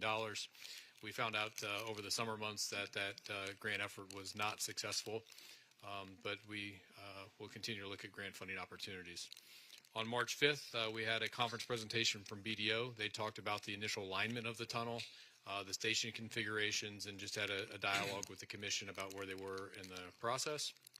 And on the nighttime meeting on March 5th, we brought forth the REA grant, the Regional Infrastructure Accelerator grant, that the city was awarded $974,000 for. So that formalized that relationship there. In April, BDO delivered their report, which we'll go over briefly on the next slide. And then on April 16th, BDO came to the conference presentation to present on their final report. In May 7th, we brought forward a first amendment to the BDO agreement, and that amendment was to add $50,000 to allow for the city to utilize BDO for grant writing services. At that time, we were looking at the intercity rail grant opportunity that was delayed, but we did pass the amendment, so we have $50,000 for grant writing services currently available. August 20th, we did a second amendment to the BDO agreement, and that one was to allocate the funding associated with the REA grant and modify the scope of services that BDO performs to align with the REA grant, and that REA grant deliverable effort is underway today. The REA grant did have 5 main deliverables: economic development, environmental review, equity and public benefit, property impacts, and traffic and congestion. So explain what that the information derived from that analysis is going to bring us to. What is that? Where does that take us? Yeah, when we applied for the grant, it was really to get a more well-rounded understanding of the impacts of the bridge versus the tunnel. So it looks at both of the alternatives, and it will deliver some pros and cons that each concept will have. And when is that report supposed to be delivered to us? It just got started not too long ago. I'd have to bring Milos up to see if he could give you the date specifics. Okay.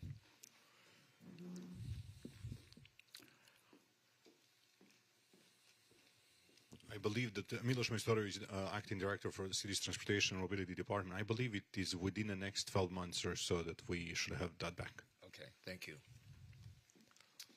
And then in September, the county delivered the TY Lynn report, which was a dual bridge concept report, which we'll also highlight during this presentation. So that's kind of the year in review. The BDO report, what it did was deliver a tunnel that spanned from Sistrunk to Southwest 7th. It was 55 feet below the North River and 60 feet from the water surface. And it had a station underground at the Broward Boulevard intersection. The cost for that was $888 million. There are 10 different, there are different categories of that funding cost estimates listed there. The one I want to highlight, though, is that the station stops and terminals was $305 million, and that was because we worked with the county to understand the needs of having a separate station, and so we had an underground station separate from Brightline. That's important to know because when we talk about the bridge concept, there is not a separate station for the bridge concept. But a separate station will be necessary, is that correct?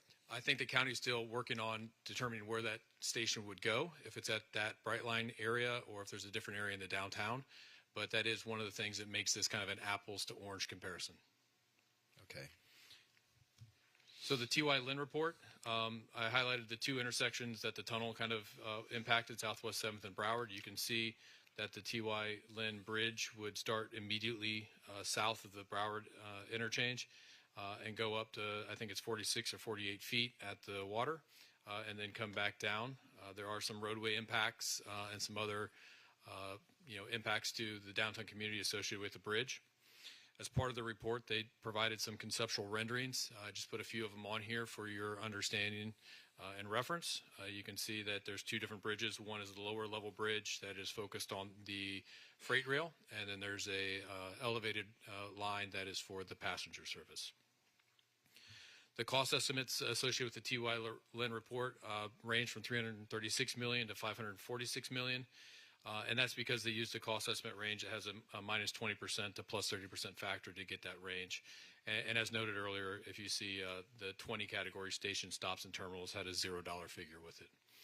So Commissioner Sorensen, that concludes my presentation. Again, no new content, but just bringing this information forward for your understanding. All right, great. Thank you, Ben. I appreciate it. So, Commissioner, just to let you know Yep. that there will be another follow-up to the TY Lin report.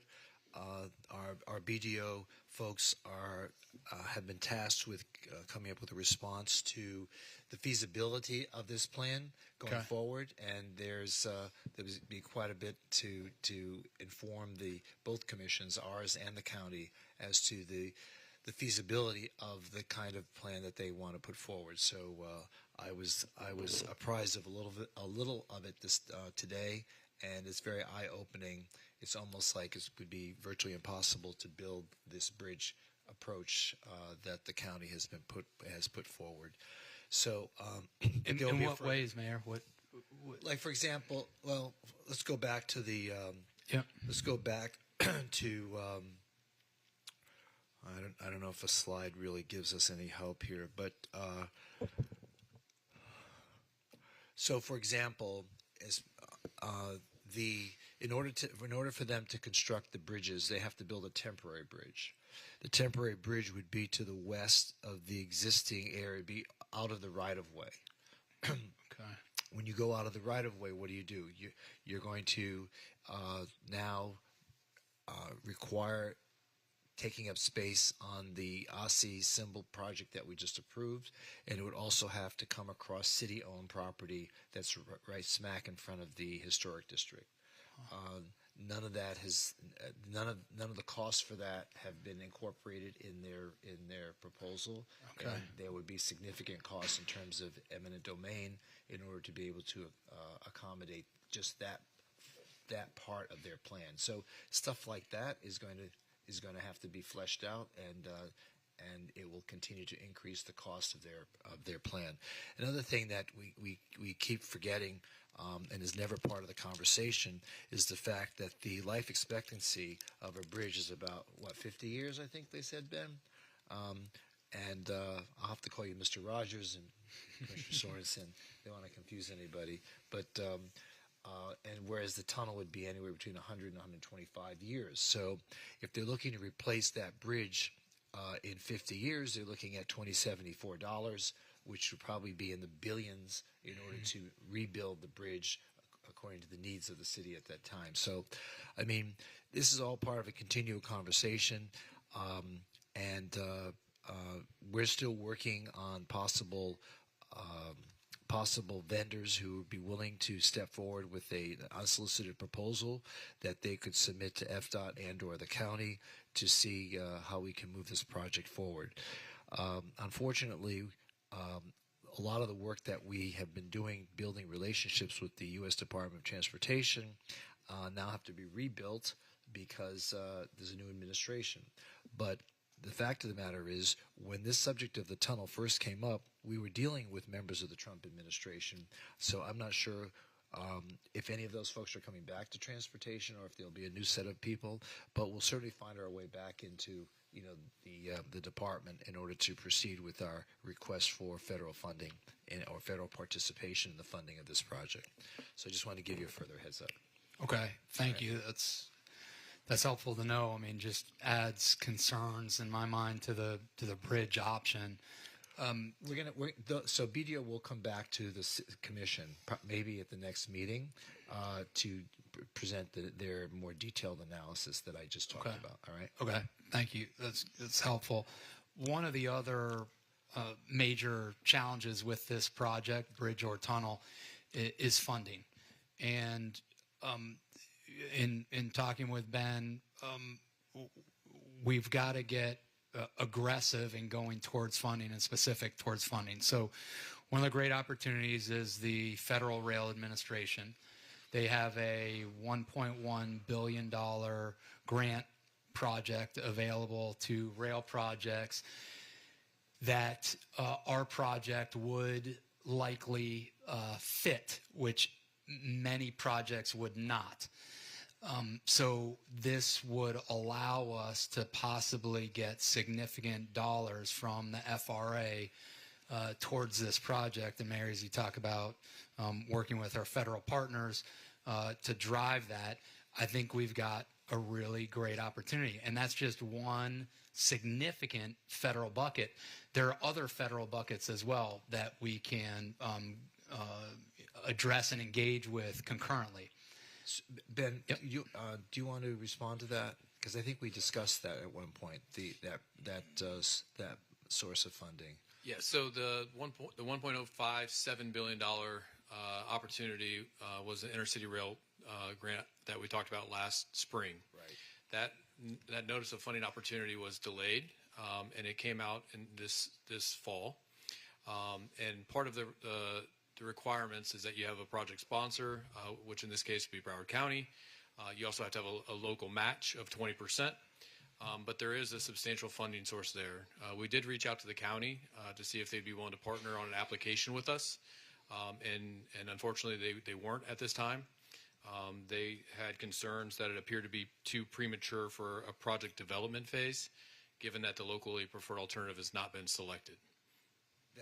That's USDOT saying that. That is Broward County. Broward County saying that. Yes, because my understanding is that we would need them to be a participant in the grant application, and just given the timing and where we are in the project, they were not willing to be a partner on that submission. Okay.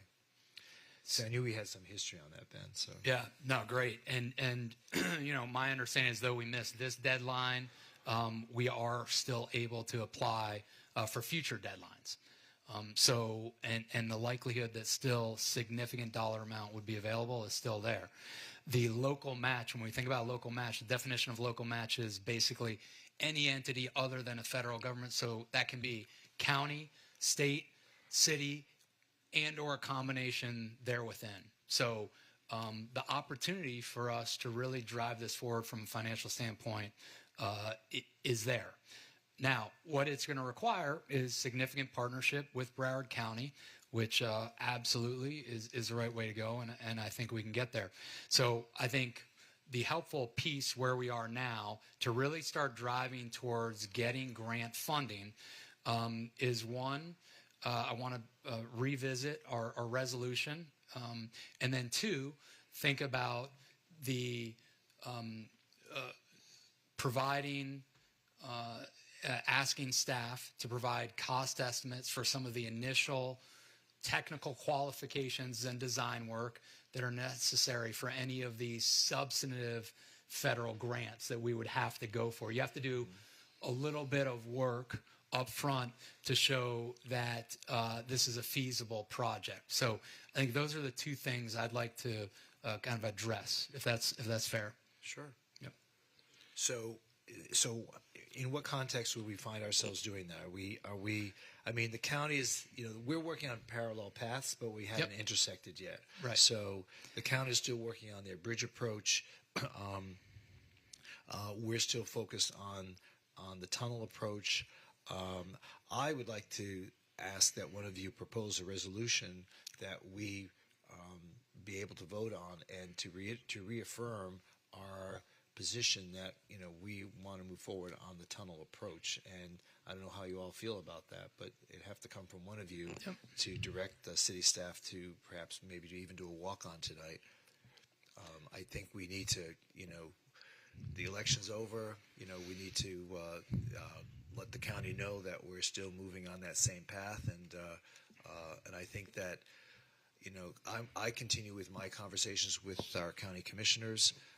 I think we're seeing a little bit more willingness to compromise here, And so, having that reaffirmation, I think, might be important in our conversations. It's interesting you say that, Mayor, because that's not the message I'm getting from the county, and I don't know if staff is hearing something different. And I'm not going to ask you who you're talking to, and I'm certainly not going to tell you who I'm talking to, but I can tell you the message I'm getting is completely contrary to that. Yeah. And I would share with you that they know very well what our position is. I don't think we need to reiterate it to them. I don't think there's any misunderstanding what the city's position has been all along.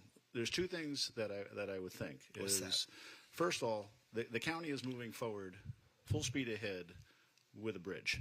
Second thing, I think you're all being very optimistic if you think you're getting any money out of FDOT for a tunnel. We just heard from all of our folks today that the state's not spending any money on anything that's aspirational, and this is an aspirational project. If you I would suggest to you that if you think that the state is going to pony up a local match, you're hopeful, and I'm not. So I'm just going to leave it at that. The money is not going to be there. Sure. The money doesn't have to come from the state. That's one of the interesting points Well, here. but it's not going to come from the state, and it's not going to come from the county. And unless the city is willing to go to the residents and say, hey, are you willing to float a bond issue so that you can tax yourselves to have a tunnel rather than a bridge, which is our last remaining option? That's it. You got county, you got city, and you've got the state. Or we don't have to do anything. Or we don't do anything, and Right. we kill any shot at commuter rail in South Florida for the next 50 years. And that's an option too. Well, that's an option too. We have commuter I rail think it's the coming most short-sighted option we could ever possibly think of, but it's an option. Well, we have commuter rail coming up to 17th Street from Miami, and so if they want to come through our city, they can't come through it in a like a bull in a china shop and just blow through our redevelopment areas and think that we just have to suffer the consequences. Yes, So, they can. They don't need our permission to do this. Guess what? They don't need our permission to do this, Mayor. The county can do this without our permission. They don't need us. Certainly, our participation helps the project, but there's a parent-child relationship here that the county is in charge of this project, not us. Well, here's the challenge: is the federal government is very unlikely to fund a project where there is division between two local entities. Period. That's just the case. So I think our best approach is, and I completely understand that some of the county commissioners might favor the bridge, but I think if we're aligned towards a tunnel, I think we're going to get good support if, as a city, we can articulate the funding mechanism to the county. And I think that's one of the big opportunities that we just haven't gotten to yet.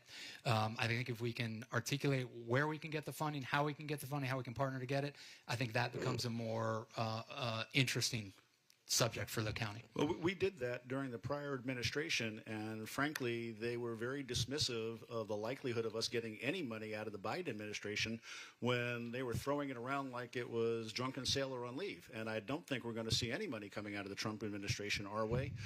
We're not exactly like the favorite child for the state of Florida or for the Trump administration. Okay. I don't see it coming this way. I hope I'm wrong, and I hope that there's somebody up there doling out billions of dollars. But let's just say I'm not optimistic. Okay. Yeah, I completely understand your concerns. I think it's actually very possible to get federal rail. I don't remember Broward County voting strongly in favor of Trump. We were not exactly winning numbers for the Trump team. Yeah. And as we all know, with that administration, they look at that kind of stuff. Okay. They're pretty vindictive. So, regardless of all of this, so where are we, and what is our option? Yeah. And when are the timelines crashing in on us, and what exactly is the county doing, and when are they doing it, and what's our role? So again, here's my answer to that is it's up to us to be proactive, I think, Commissioner. And so I think, I asked Susan to get some language together around this. So I don't know if we have a draft resolution ready, but something that articulates the tunnel as the preferred option. Then I think as a commission, we ask staff to begin providing some cost estimates for what initial design work would be that would be necessary to start applying towards and seeking these big federal grants. Are going to be critical for either option. So, Susan, is that Dwayne? Is that fair? Commissioner, if I can, so the commission adopted a resolution in 2022 that was pretty strong in designating the tunnel as a preferred option, and then there was a resolution in December of 2023 that affirmed the tunnel as a locally preferred option, but also recognized Broward County as the lead agency in obtaining funds and the operation of that portion of the rail project, and that if Broward County in collaboration determined that the tunnel was not a feasible option, that we, being the city, would support Broward County advancing a mid-level bicycle drawbridge as an alternative. So that's the existing position via resolution that the city has. It's still affirming the tunnel as a locally preferred option, but it also has that caveat that Broward County is the lead in obtaining funding and operation of this portion of the rail, and that they would go to the mid-level drawbridge as an alternative. Which I would like to excise from that resolution. Yeah, I remember there were some of us that were against that part of that resolution. Okay. So would you like us to revert back to the 2022 resolution then that just strongly supports the tunnel as a locally preferred alternative? Period. Yes. Okay. We can bring a draft resolution along that lines back for your consideration this afternoon. And are we having any conversations at all with the county on this? I mean, I know. Are you speaking to? Is it Beamfer the mayor now? Who's the mayor? Beamfer? Yes, he's the mayor. So informally, that is correct. But I was going to go to each of the commissioners myself, as I would encourage all of you to. Once we got the report back from BDO that responded to the T.Y. Lin presentation, and I think when we all and they're going to present that to us first before we take it to the individual commissioners. Okay. But I'm not sure when that's scheduled. But I think sometime in January we're going to be asked to hear their presentation. Do you know when that have they come to us yet with a date yet? For them to present to the commission? Yeah. No, it hasn't been scheduled yet. They're scheduled to do a staff meeting, I believe, next week. Okay. And then we'll determine if that would be the first meeting in January or the second meeting in January. Okay. All right. So in January we'll be able to. And the county doesn't come back till January 28th. Is this on their agenda soon to move forward one way or the other, or just to get things rolling? No, I talked with the county assistant county administrator today, and I don't believe that they have any action on the New River Crossing anytime soon. He did reaffirm that their commitment is on BCR South and getting that going. They've just completed the NEPA portion, so they're advancing that effort, and then they're also doing some outreach and public consensus building on BCR North for a potential future phase, are kind of where their two focus areas are right now. Okay, thank you. In regards to the resolution, the one where we talked about the midline bridge, that's the resolution that I was in agreement with. So just letting it be known, if we go in the other direction, I will not be voting for a new resolution that eliminates that statement. Or those. So you would be okay with a bridge being built there?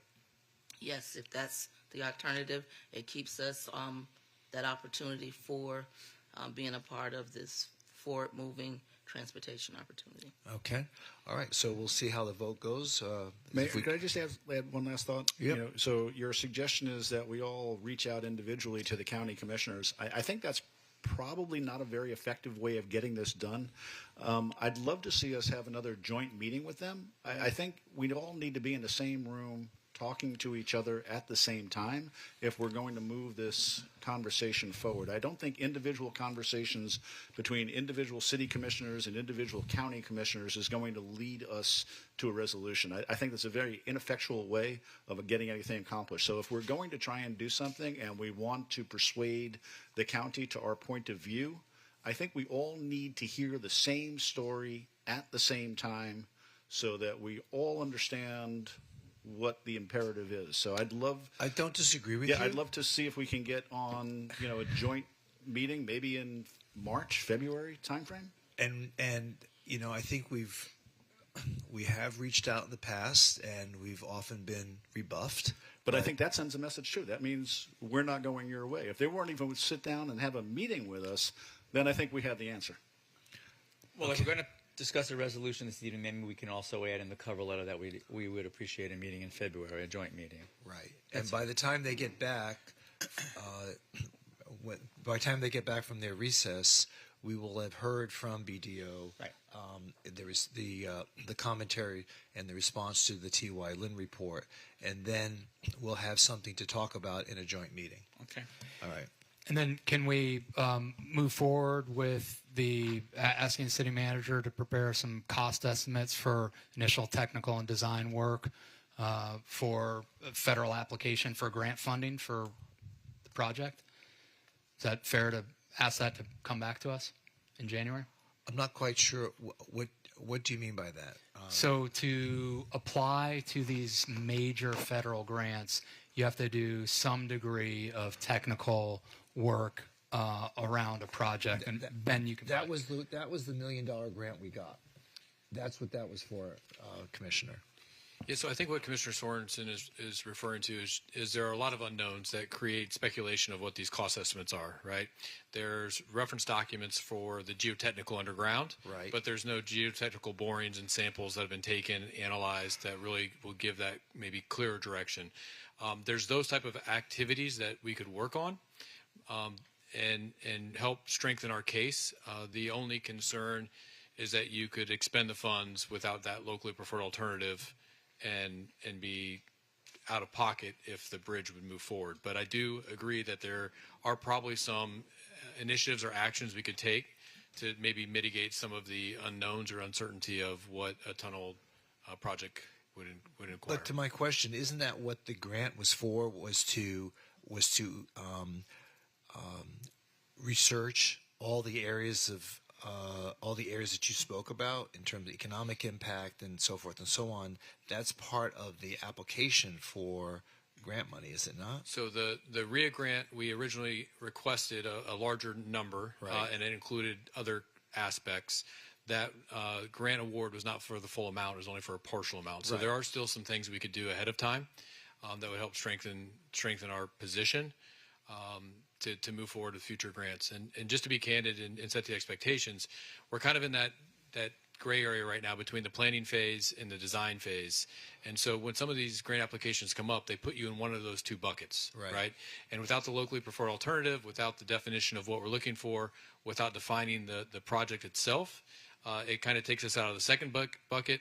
But to your point, Mayor, we've done a lot of the first bucket of the planning. We got the grant for the planning. We've done conceptual engineering for the tunnel. So we're kind of between the two buckets right now, and it's going to make it challenging to potentially submit for future funding applications. So why don't we come up with what something like that's going to cost before we commit to it, and then we can make that decision. Yeah, so if Commissioner Sorensen agrees, what we can do is, as part of the BDO report, we can ask them to come with maybe some next steps that would strengthen our position, maybe clarify some unknowns, and get us in a position to have a little more leverage for grant opportunities. Okay, very good. Great. That sounds great. Is BDO coming back, in January? Is that what? I think that's what we're going to try for. Sure. We Okay. have a staff meeting next week, and that will determine Okay. next steps. Perfect. Thank you. All right. Does that conclude your report? Yes, sir. Okay. Any further questions of Mr. Rogers? There being none. Okay. It's 5:20. Why don't we just do the quarterly investment report and the city manager recruitment update, and then, if you don't mind, let's defer the commission reports till tonight, and And I guess we can do the CRA also. Let's see how much we can get done shortly. Okay. The quarterly investment report for period ending September 30th, 2024. Hello. Good afternoon, commissioners, mayor, vice mayor. I want to add, can we do the OPEB as well? That's a part of the investment report. You didn't mention that. If we can get that done this afternoon, our consultants here, that'd be great. Okay. All right. Huh? Well, I have to. He's But- learning a but lot I about have to- tunnels and bridges today. Okay, but I have to open that meeting. Yes, you will, after we're done with the conference. all right. So pleased to bring to you today the quarterly investment report for the year ending fiscal year September 30th, 2024. It was a great year for investments for us.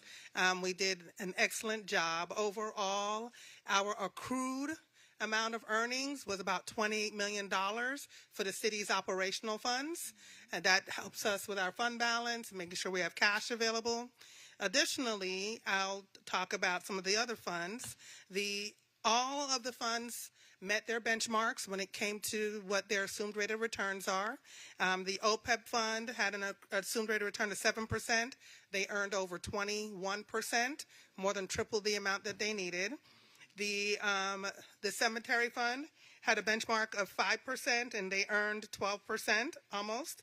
GERS had a 6.75% assumed rate of return, and they came in at 16.2%.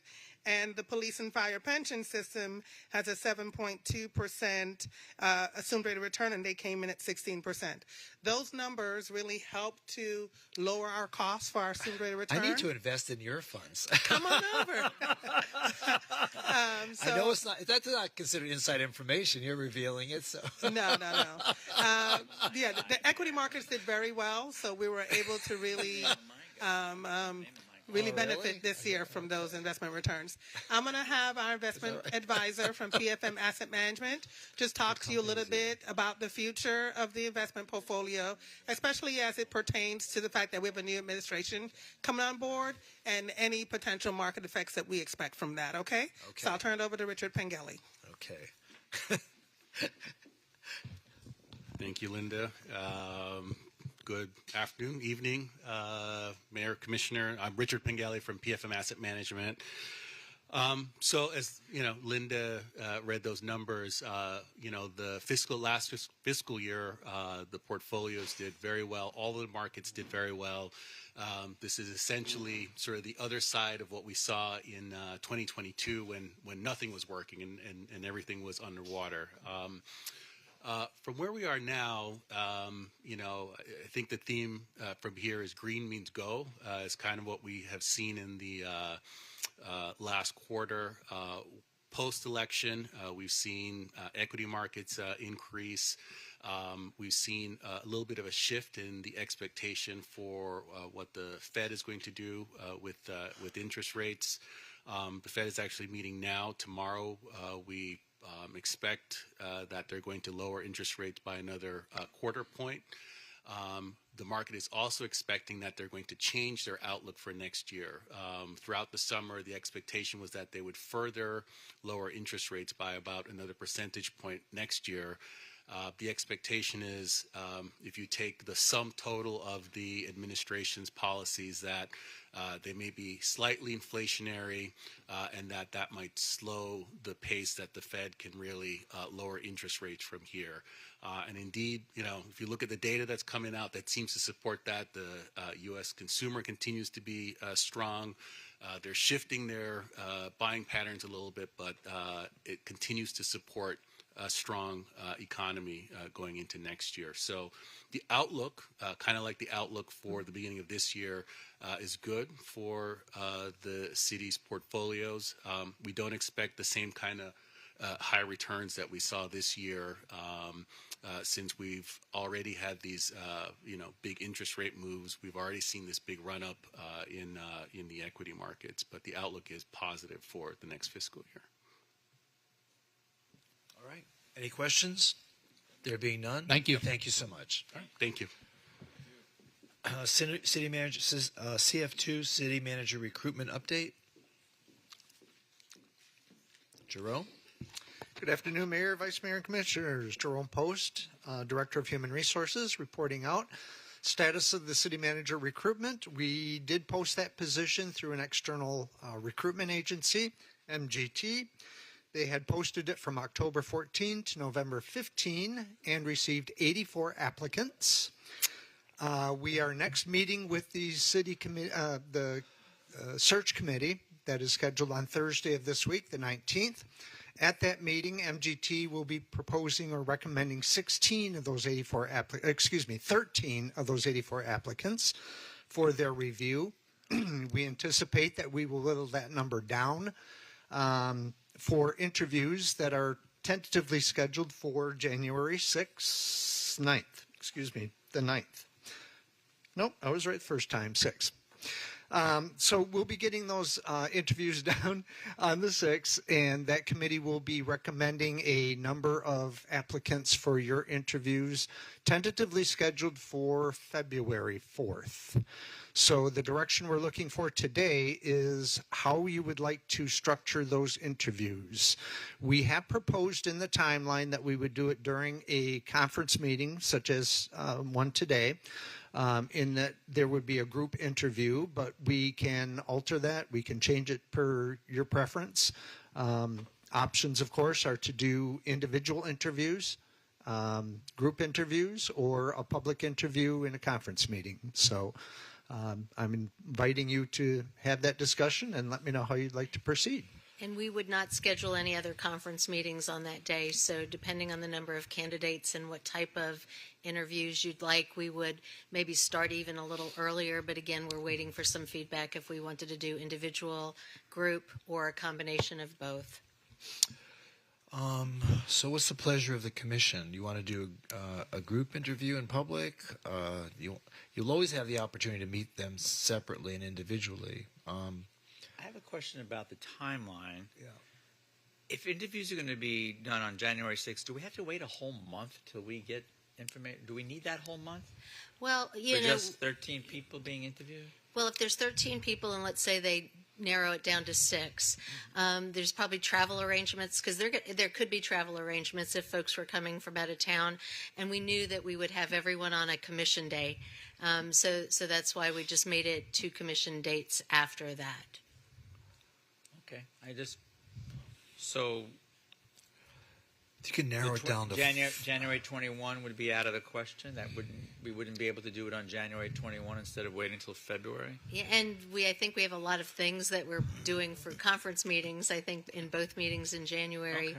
I mean, it could be a possibility, but again, if there's travel arrangements or other reference checks, and that's assuming that the committee actually makes their recommendations.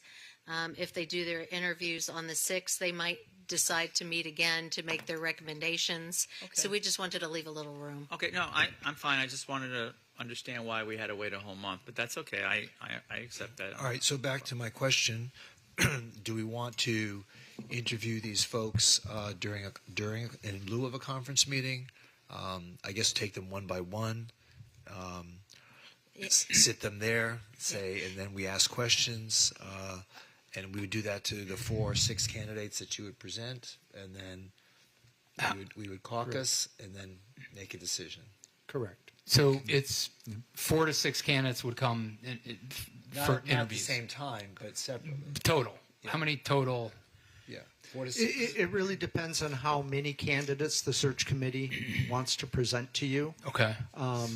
We're recommending it be no more than 6, but it depends on how they come out. Yep. And the important thing is to make it a little larger than you think, because these folks are probably interviewing for jobs in other places as well, and you might have people fall out. So I would suggest you would go with a 6, just so you might just in case any fall out during the process.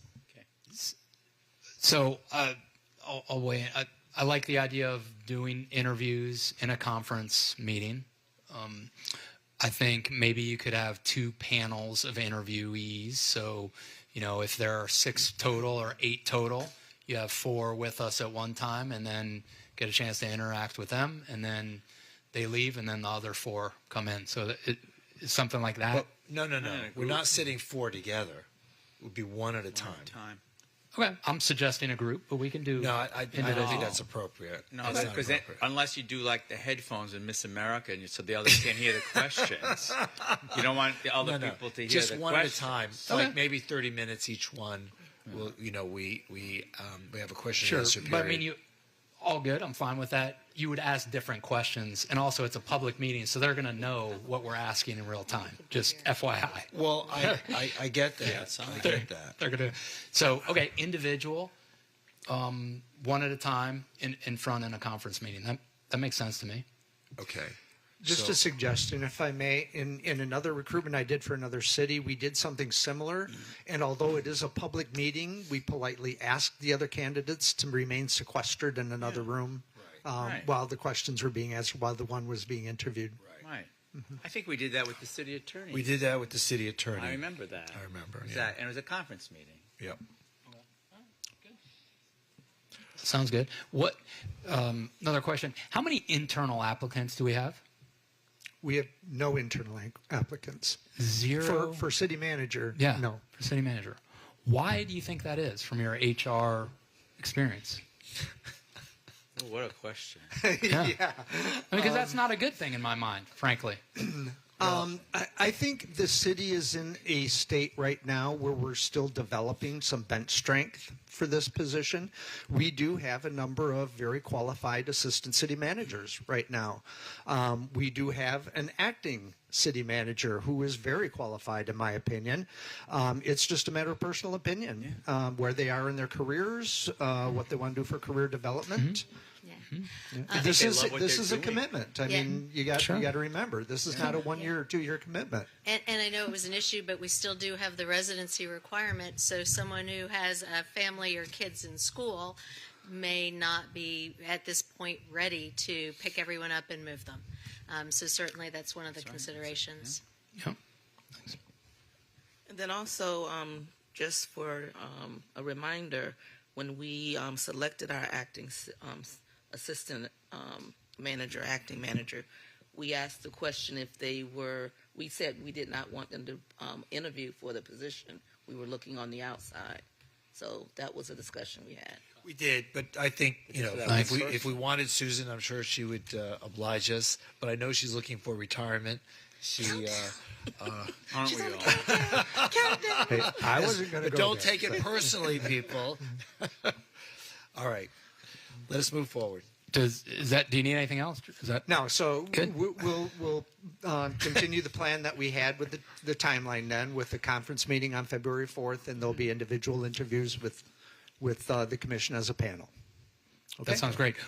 Is there any, I don't know what you all did last, is there any public-facing interviews or discussions or them meeting the public? Or We I don't know. have any scheduled. However, we have had the search committee put together a survey that's been online. They've been garnering as much public comment as they could relative to the skills that we're looking for. Yeah. Okay. And if the commission is interested, one thing I have seen in recruitments is the night before the day of the interviews, we could have just a meet and greet type of thing. I like that idea. And where the public is invited to meet potential candidates and just, they're not interviewing them. Right. But it's just a meet and greet. I think that'd be good. I think not required to be there as a applicant, but I think that's... Well, if we do it, they should. Right? Absolutely, they should. But I like that idea. Okay. So we'll plan on that. Plan on that. Yeah. Okay. Please. All right, very good. Right. Thank you all. Very good. Thank you, Jerome. Okay, jumping to city manager reports. Just the one thing I wanted to share is that we're going to be working on processing a 60-day extension with Inner Miami for parking. That would allow time for the mediation, which you have scheduled in January, and would not interfere with construction efforts. And then the other thing is just to wish everyone happy holidays, Merry Christmas, Happy Hanukkah, and Happy New Year. Thank you. Thank you so much. Susan, I just was noticing on the page 1 of 2 on the City Commission action reports under City Manager reports, I think we just need to change the District Commission list for District 4. Got the it. name. Will do. Thank you. All right, so let us recess, and we'll return to the conference agenda to resume with the City Commission reports after tonight's meeting. In the meantime, let us go to the other post-employment benefits board meeting, which we now convene. Would you like to please call the roll, Mr. Clerk? Yep. Commissioner Herbst. Present. Vice Chair Glassman. Here. Commissioner Beasley Pittman. Here. Commissioner Sturman. Sorensen. Yep. Wow. Here. It's all good. Chair Tristan. Thank you. They look alike. That's right. Here. Linda. Knew I was going to do it. Linda. It's the jacket. It's distracting. Definitely the jacket. Exactly. I agree. I love it. It's very festive. Oh. Linda Short, Director of Finance. I'm here to bring to you the final investment report for the OPEB fund for the fiscal year. As I spoke previously, we earned 23% in one of the plans and 21% in the other. The assumed rate of return is 7%, so we're tripling what we need. And these funds help to offset the city's cost towards health insurance stipends that are paid to retirees, and the other fund pays a benefit to police and fire retirees in the form of a stipend every 3 years. So we're keeping up with our obligation? Absolutely, yes, sir. Okay. Thank you. Thank you. M1, do I hear a motion to approve minutes for the September 3rd, 2024 Other Post-Employment Benefits Trust Board meeting? So moved. Second. Been moved and seconded. Please call the roll. Commissioner Herbst? Yes. Vice Chair Glassman? Yes. Commissioner Beasley Pittman? Yes. Commissioner Sorensen? Yes. Chair Charles? Yes. So that concludes the Post-Employment Benefits Board meeting. Why don't we jump to the CRA meeting? Please call the roll. Commissioner Herbst? Vice Chair Glassman? Yes. Commissioner Here. Beasley Pittman? Here. Commissioner Sorensen? Here. Chair Trentalis? Here. Moving on to M1, motion approving the minutes for the November 7th, 2024 CRA board meeting and November 19th, 2024 CRA board meeting minutes. Do I hear a motion to approve? So moved. Second. Moved and seconded. Please call the roll. Commissioner Herbst? Vice Chair Glassman? Yes. Commissioner Beasley Pittman? Yes. Commissioner Sorensen? Yes. Chair Trentalis? Yes, and those minutes are now approved. Moving on to R1, this is a resolution accepting the instruments of conveyance for one property in the Northwest Progresso Flagler Heights Community Redevelopment Agency area and one property in the Central City Community Redevelopment Area from the City of Fort Lauderdale for public purposes, and authorizing contracts with companies for appraisal, title, survey-related services, authorizing the disposition of the properties for redevelopment, and authorizing the executive director to execute any and all related instruments and delegating authority to the executive director to take certain actions. Someone like to introduce the resolution? Introduced. Does anyone have any questions with regard to this item? There being none, please call the roll. A resolution of the Board of Commissioners of the Fort Lauderdale Community Redevelopment Agency accepting conveyance of real property located at 1200 Northwest 3rd Street in the Northwest Progresso Flagler Heights Community Redevelopment Area and located at 1145 Northwest 5th Avenue in the Central City Community Redevelopment Area, authorizing the Executive Director to engage in appropriate due diligence, authorizing the Executive Director to contract with vendors for appraisals, title, survey, environmental services, maintenance, and related services, and to issue a request for proposals for rehabilitation of the parcels, delegating authority to the Executive Director to execute any and all related instruments related to conveyance, due diligence, and maintenance of the parcels, and providing for an effective date. Commissioner Herbst? Yes. Vice Chair Glassman? Yes. Commissioner Beasley Pittman? Yes. Commissioner Sorensen? Yes. Chair Trentalis? Yes, and that item is now approved. Is there any further business of the CRA? There being none, that meeting is concluded. Why don't we return to tonight's commission meeting at 6:10.